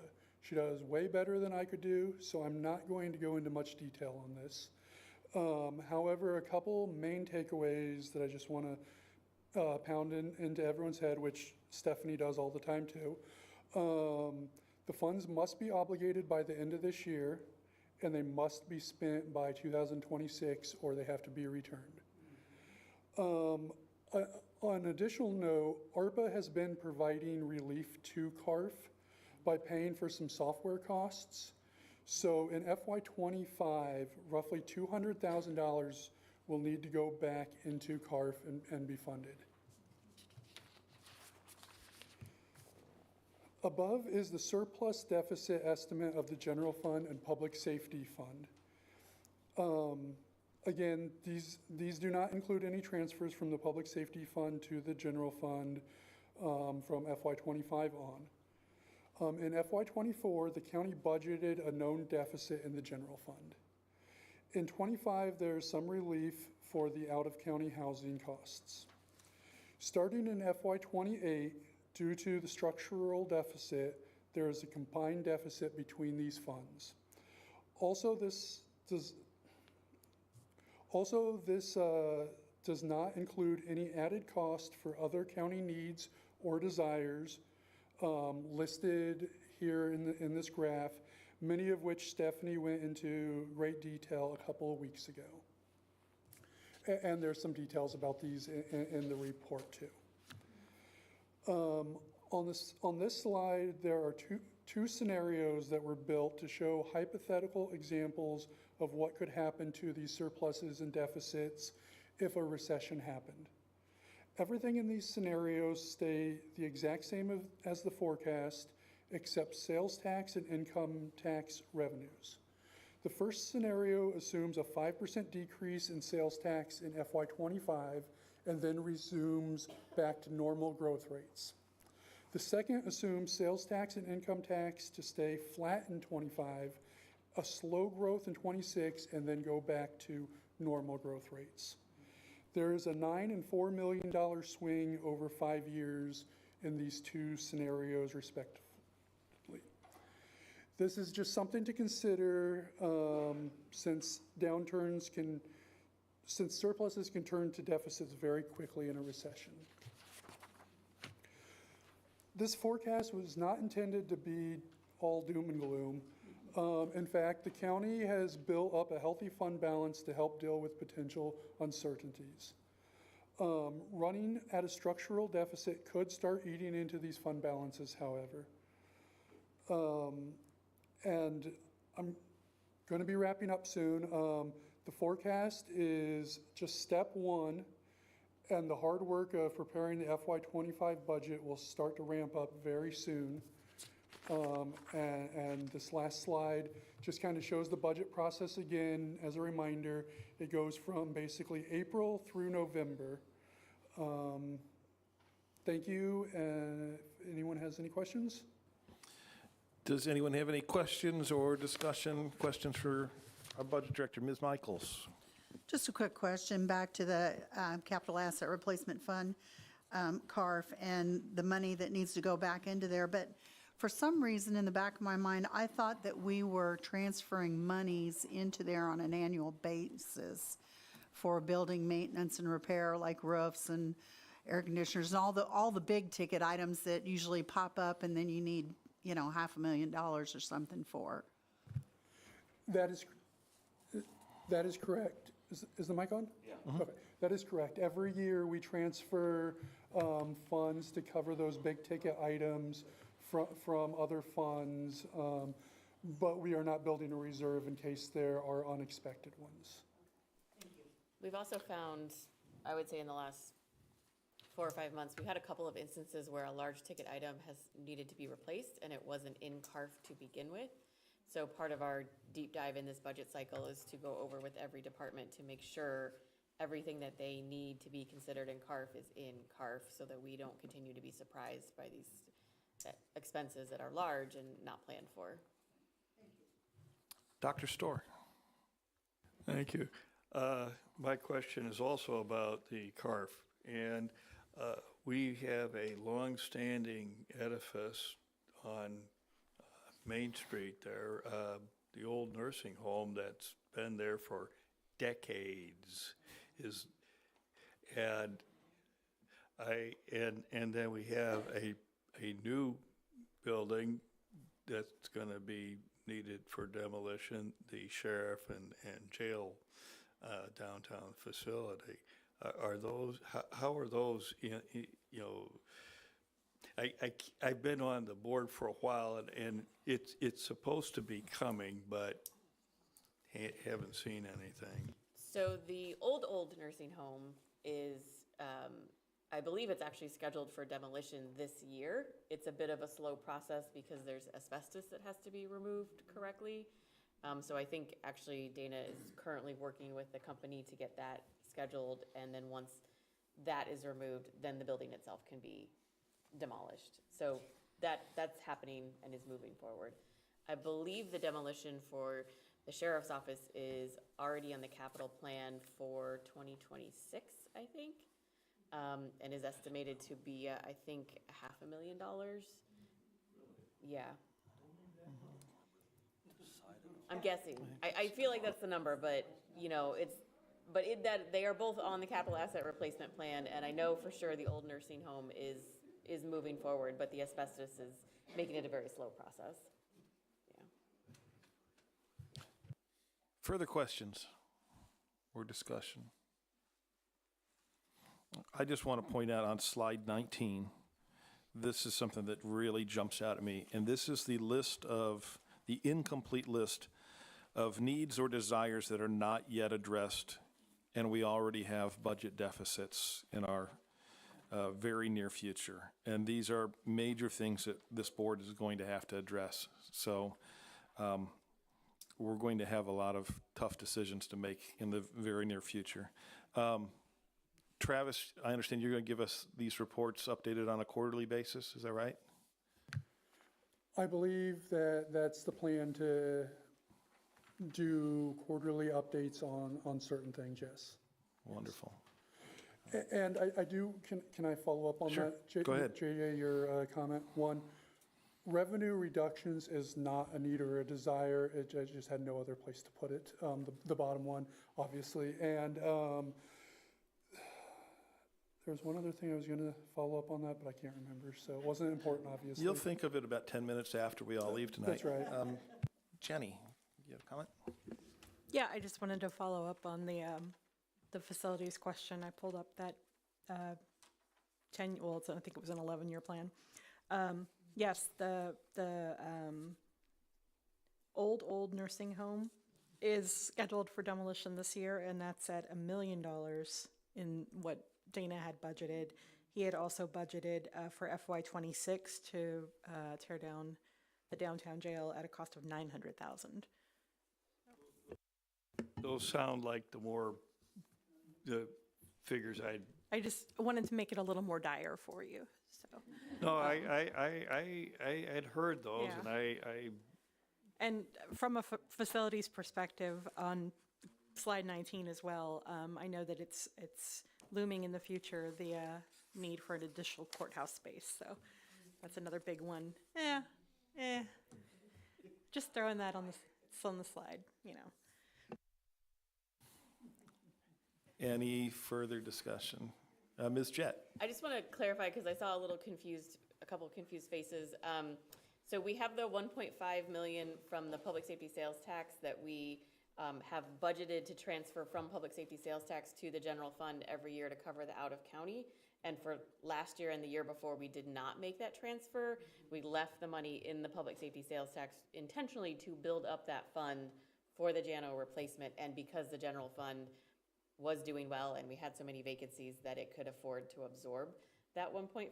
So just so that people don't think there's like this 1.5 floating somewhere in some other fund, that's not what's happening. And under normal circumstances, the public safety sales tax fund will not build to the level that it's at. Like, we're intentionally doing that right now, so. Ms. Loshkin? Yep, me again.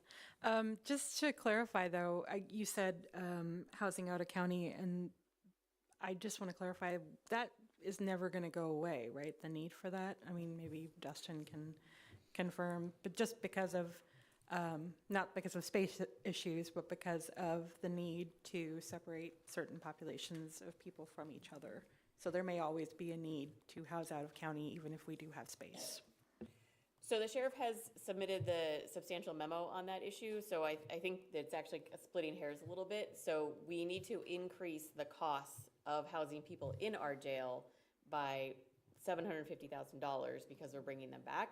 And the out-of-county costs will remain relatively small. There will be some money set aside for that, but it will not be the caliber of what we're looking at this point. And you can correct me if I didn't. Anyone else? Thank you very much for the presentation. We appreciate it. Next up on finance is item D1. We have a memo about inappropriate action regarding the procurement process by the county auditor. There's no action on this, but if anyone has any discussion or questions, we can do that. Dr. Storr. Thank you. I take note that our state's attorney is present, if she might care to speak to the matter. She said no. Looks like only if necessary. Let's go with Mr. Wilson and then Ms. Rodriguez. Thank you, Chair Farney. It's got to be closer. Thank you. Thank you. Still learning. I don't get this. Why? I understand why this happens. Maybe I guess we don't discuss this, but I think the way I'm trying to understand is we all have different lanes we're supposed to swim in. And does this imply that the auditor is swimming in the wrong lane? Is that what that implies? And then is there, well, good, thank you, that's answered that. And now what is the remedy? What is the remedy to make sure the auditor stays in the lane the auditor is supposed to swim in? Or is there such a remedy? Maybe that's an open-ended question. Or is that a question, an answer from the state's attorney? No? Okay.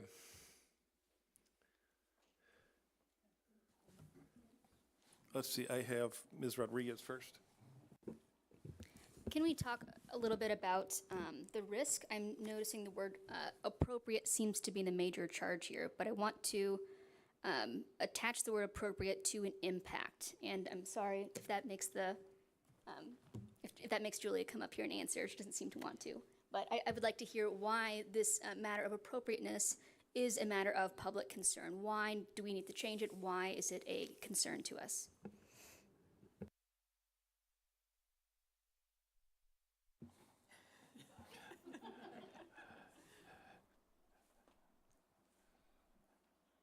Madam State's Attorney, the floor is yours.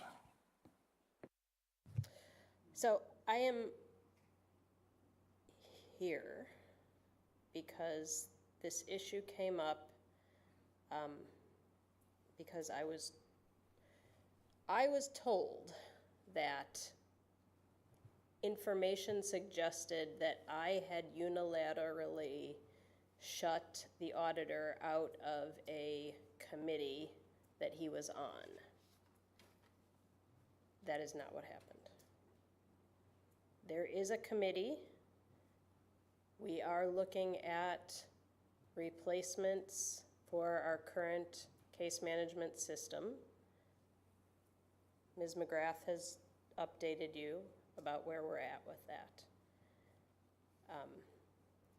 We have wonderful assistance from our consultants, and we are discussing various different systems and our needs, and we'll come up with a report and tell you this is what we need or what we think we need or what we're interested in. And so we're very preliminary discussion stages of that process. During that process, I learned from one of the vendors that were consulting that the auditor had called that vendor asking for information about cost estimates, which made that vendor very uncomfortable. And that vendor then told us, I got this call, not sure what I'm supposed to do. At that point, then Mr. Bannock in my office had a conversation with Mr. Danos and kindly invited him to the next meeting in an effort to be helpful, I guess.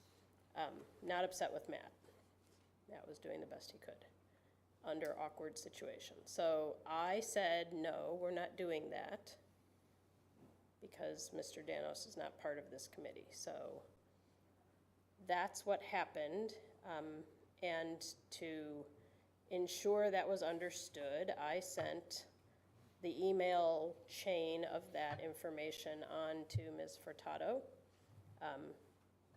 to clarify that I was not shutting the auditor out of some place that he had been before or was supposed to be or was at all involved in. So that's how that information ended up coming to you. First I want to say that. The concern with contacting a potential vendor directly is not that it is illegal under state statutes or that sort of thing, but it is contrary to our purchasing policy because the scope of this system is a very large scale, very expensive proposition, as you know. And so contacting one vendor when you're not contacting all the vendors could put that vendor in a better position or a worse position than other vendors. And it's just not appropriate. It's not fair. And it's very premature in this process. We're not even at that place yet. And so it could cause disruption.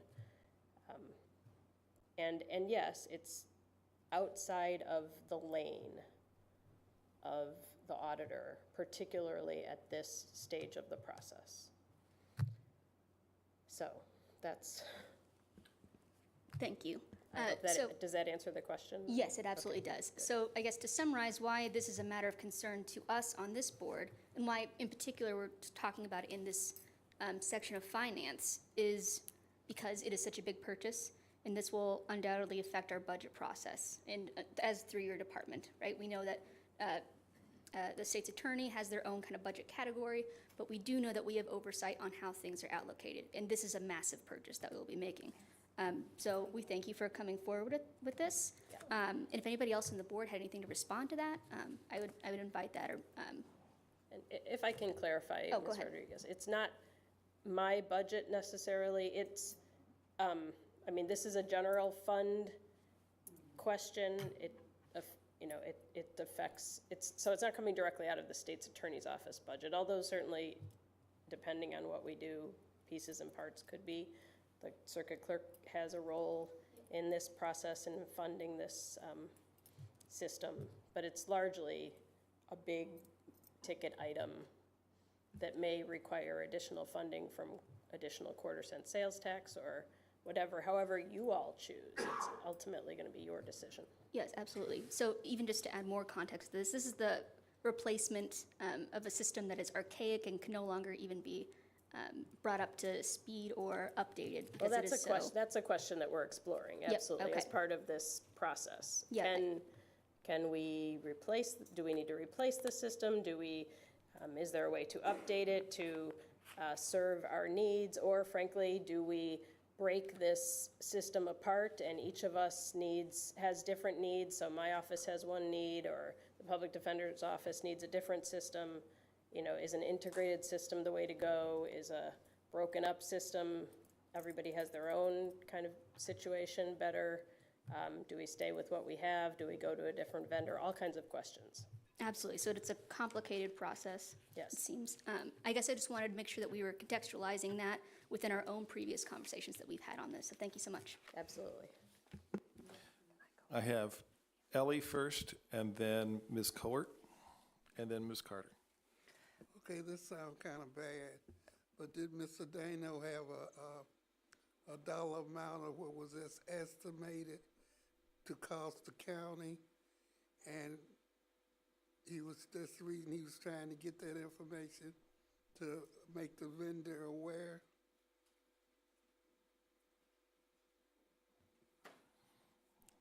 I can't answer that part of the question.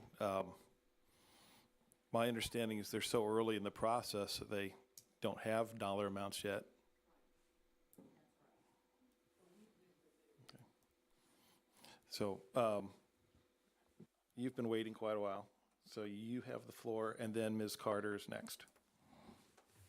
Thanks. I'll be quick because I think the state's attorney pretty much summed up what I was going to say, which was that my understanding is the reason that this is before us under finance is the real issue here is the interference with the procurement process.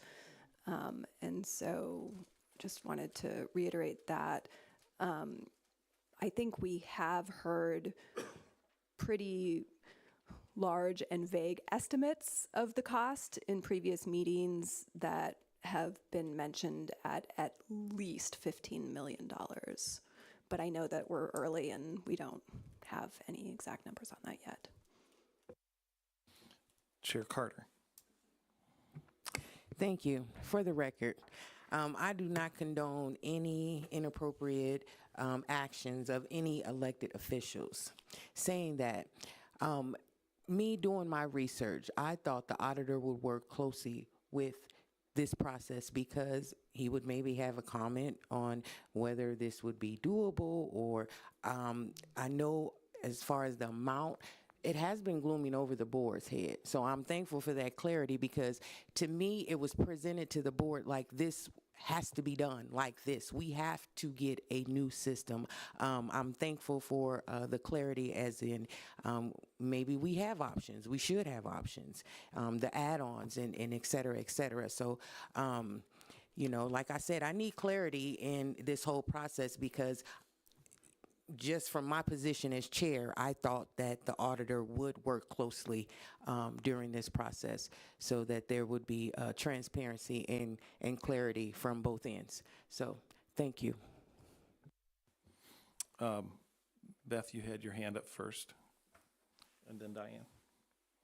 So having done a few software procurements in my day, you do not interfere with the RFP process. You can, it's not only against your policy, it can also open you up to liability should one of the non-successful bidders decide that the process was interfered with to the extent that there was favoritism or some sort of unfair advantage. And lawsuits can get very expensive when you're talking about a multi-million-dollar ticket item. Also, it being this early in the process, there's no way you're going to get any accurate numbers out of this because you haven't even decided what you want yet or where you're going to go yet. It's all up in the air. I mean, these are all, you know, pie in the sky numbers. We don't know because we don't know. We don't even know what we want. We don't know what they can offer. We don't know if you're going to stick with what you want or go with a different one. People are going to have different needs for different departments. I think Ms. Reitz pretty much summed it up, but yeah, this is not even if this were something that somebody outside of this process would want to know about, this is absolutely not the stage of that. They're nowhere near concrete numbers enough to even make an educated guess as to what the final number would be. Diane. Probably more of a statement. It's my understanding that this is for the court systems, not the auditor's department. This will be paid for from the CAFR. So, CARF, sorry, not CAFR, CARF. And so it really belongs there, not here. Mr. Wilson. Thanks, Mr. Farney. Like Beth, I've been involved in RFPs, RFQs, contracts, contract negotiations, talking with lots of different vendors over my many years of service. But I would imagine that it would be inappropriate for a county board member to call one of the vendors to just inquire even about the scope, let alone a price, or anything contractually related. And in all my experience, if one of our vice presidents called one of our vendors and asked them what they're doing, what do you think that vendor would think? Or not think? So it's maybe just based on my experience, it just seems it's, just to answer you, Ms. Carter, it's what roles and responsibilities. And just like I don't have a role or responsibility to even touch this contract or contract negotiations, proposal, all the different conversations, I am not, and nor should I ever even touch it with a 10-foot pole. And nor would it be appropriate for the sheriff's department, just out of curiosity. Even that curiosity question is inappropriate. Even if it's an innocent curiosity, it's still inappropriate to reach out to a vendor involved in proposals. So that's just, I'm making a statement. So, and that's why I asked the first question innocently, but not really innocently, about swimming in the right lane. We all have lanes to swim in, and based on this observation, it just seems that it's outside the swim lane unless the auditor feels that he needs to explain why that's inside his role as an auditor. But I would say that it doesn't look good. It just does not look good at all. Thank you. Any further discussion on this memo? May I say that on April 18th, I will be giving my presentation on the county's finances and our trajectory, that this was agreed upon by both the county executive and the county board chair, and I want it to be memorialized today that that is an agreement and that nobody will prevent me from finally and at long last All right, speaking please to the turn off board. Mr. Danos' microphone. He was not recognized. Mr. Wilson, you have another item for other business. You said you wanted to bring I something do, else up? but I got the answer. Thank you. Thank you. There is no chair's report. Items for consent agenda are A1, A2, and B2. Madam Chair, I turn it back to you.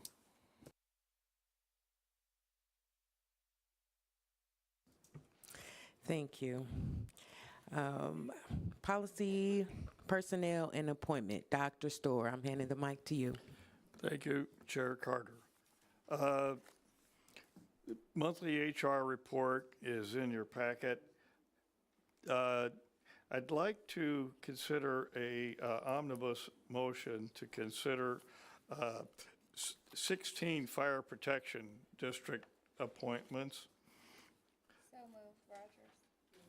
Oh, I was going to read them, but thank you, thank you. Yes. Yeah, second, Ms. Straub.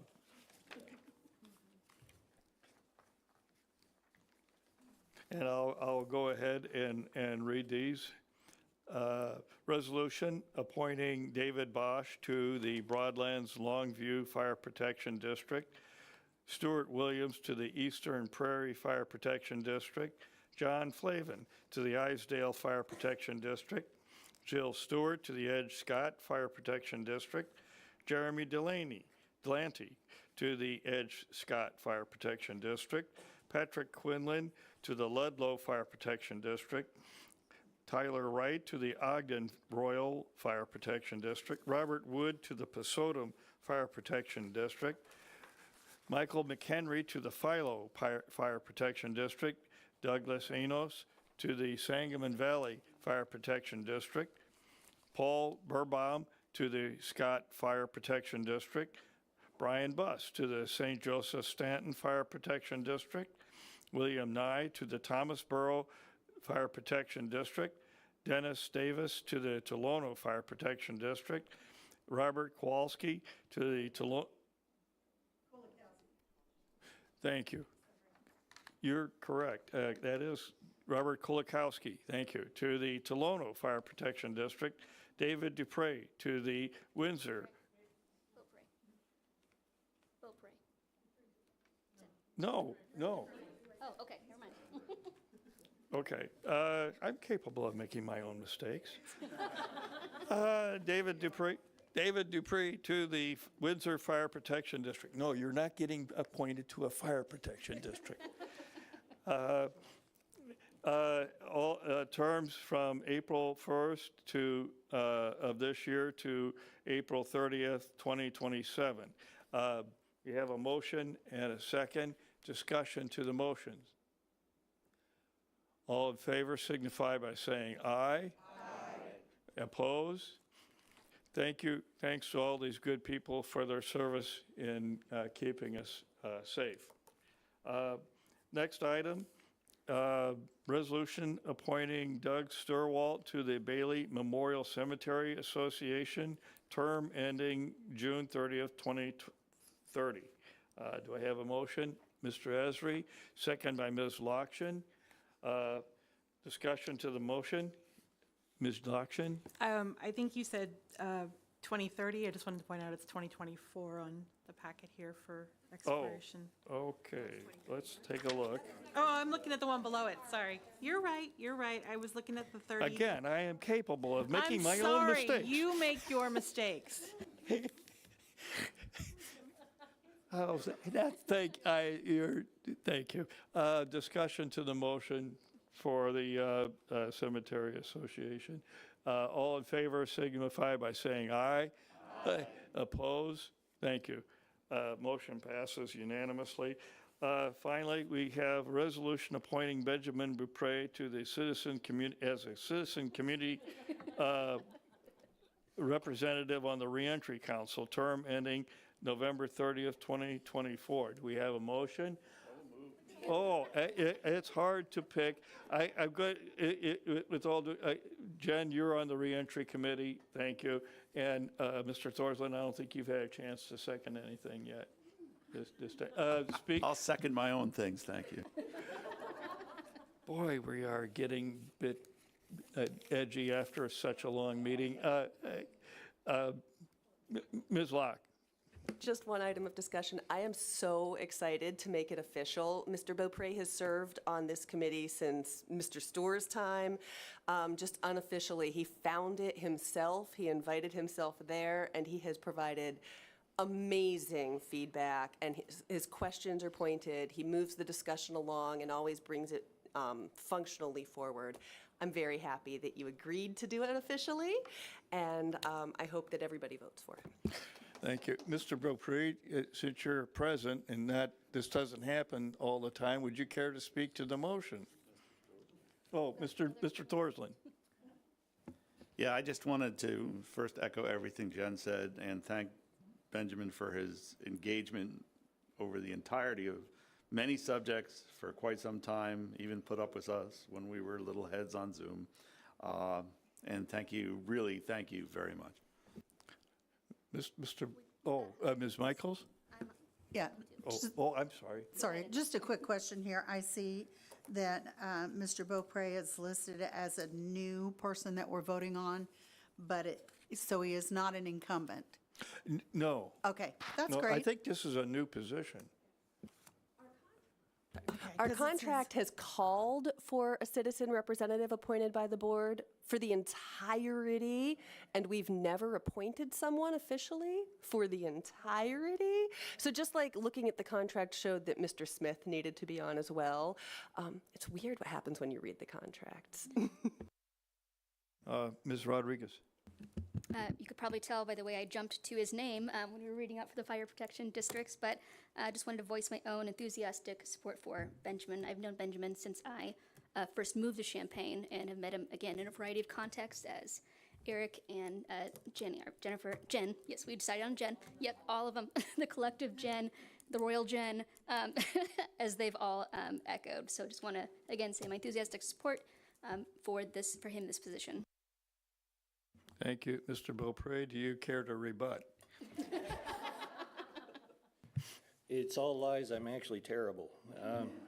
I just wanted to thank you guys for allowing me to do even more service, even if it's officially. I'm usually kind of an unofficial guy in the back taking notes and spreading information around to other organizations. It's been a real treat to work with the Champaign County Reentry Council and helping as much as I can and trying to understand and bring important issues to the forefront when it can get really bogged down with data and graphs and flow charts from out of this world.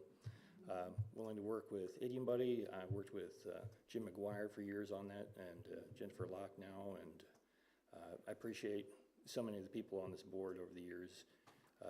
Wanted to do just one shout out for Abdul Hakim Salam.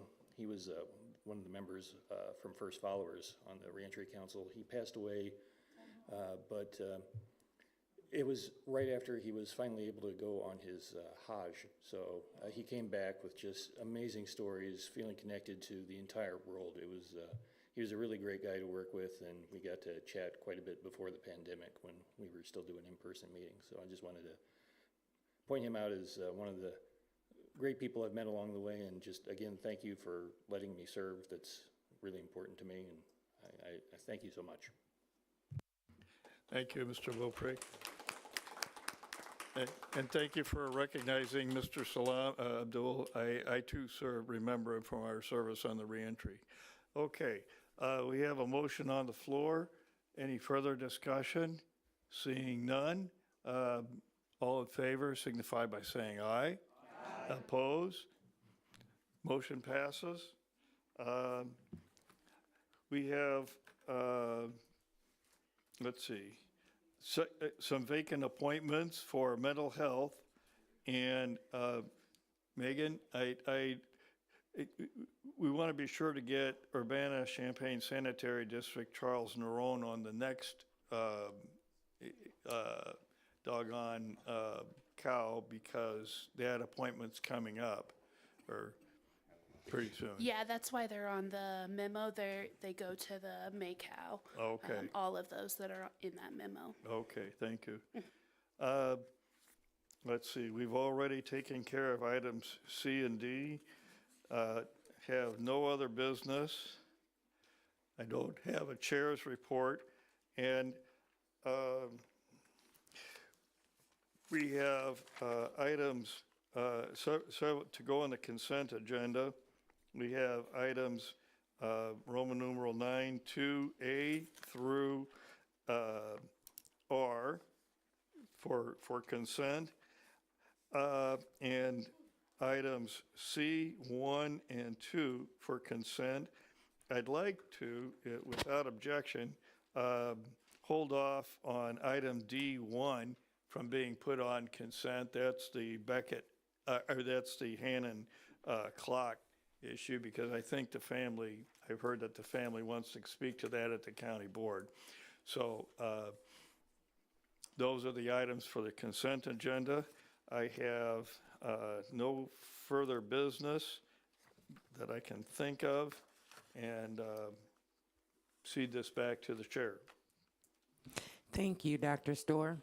Does the county board have any other business to discuss this evening? Okay, I'll call this meeting to adjournment at 8:55 p.m. Thank you, and have a great evening.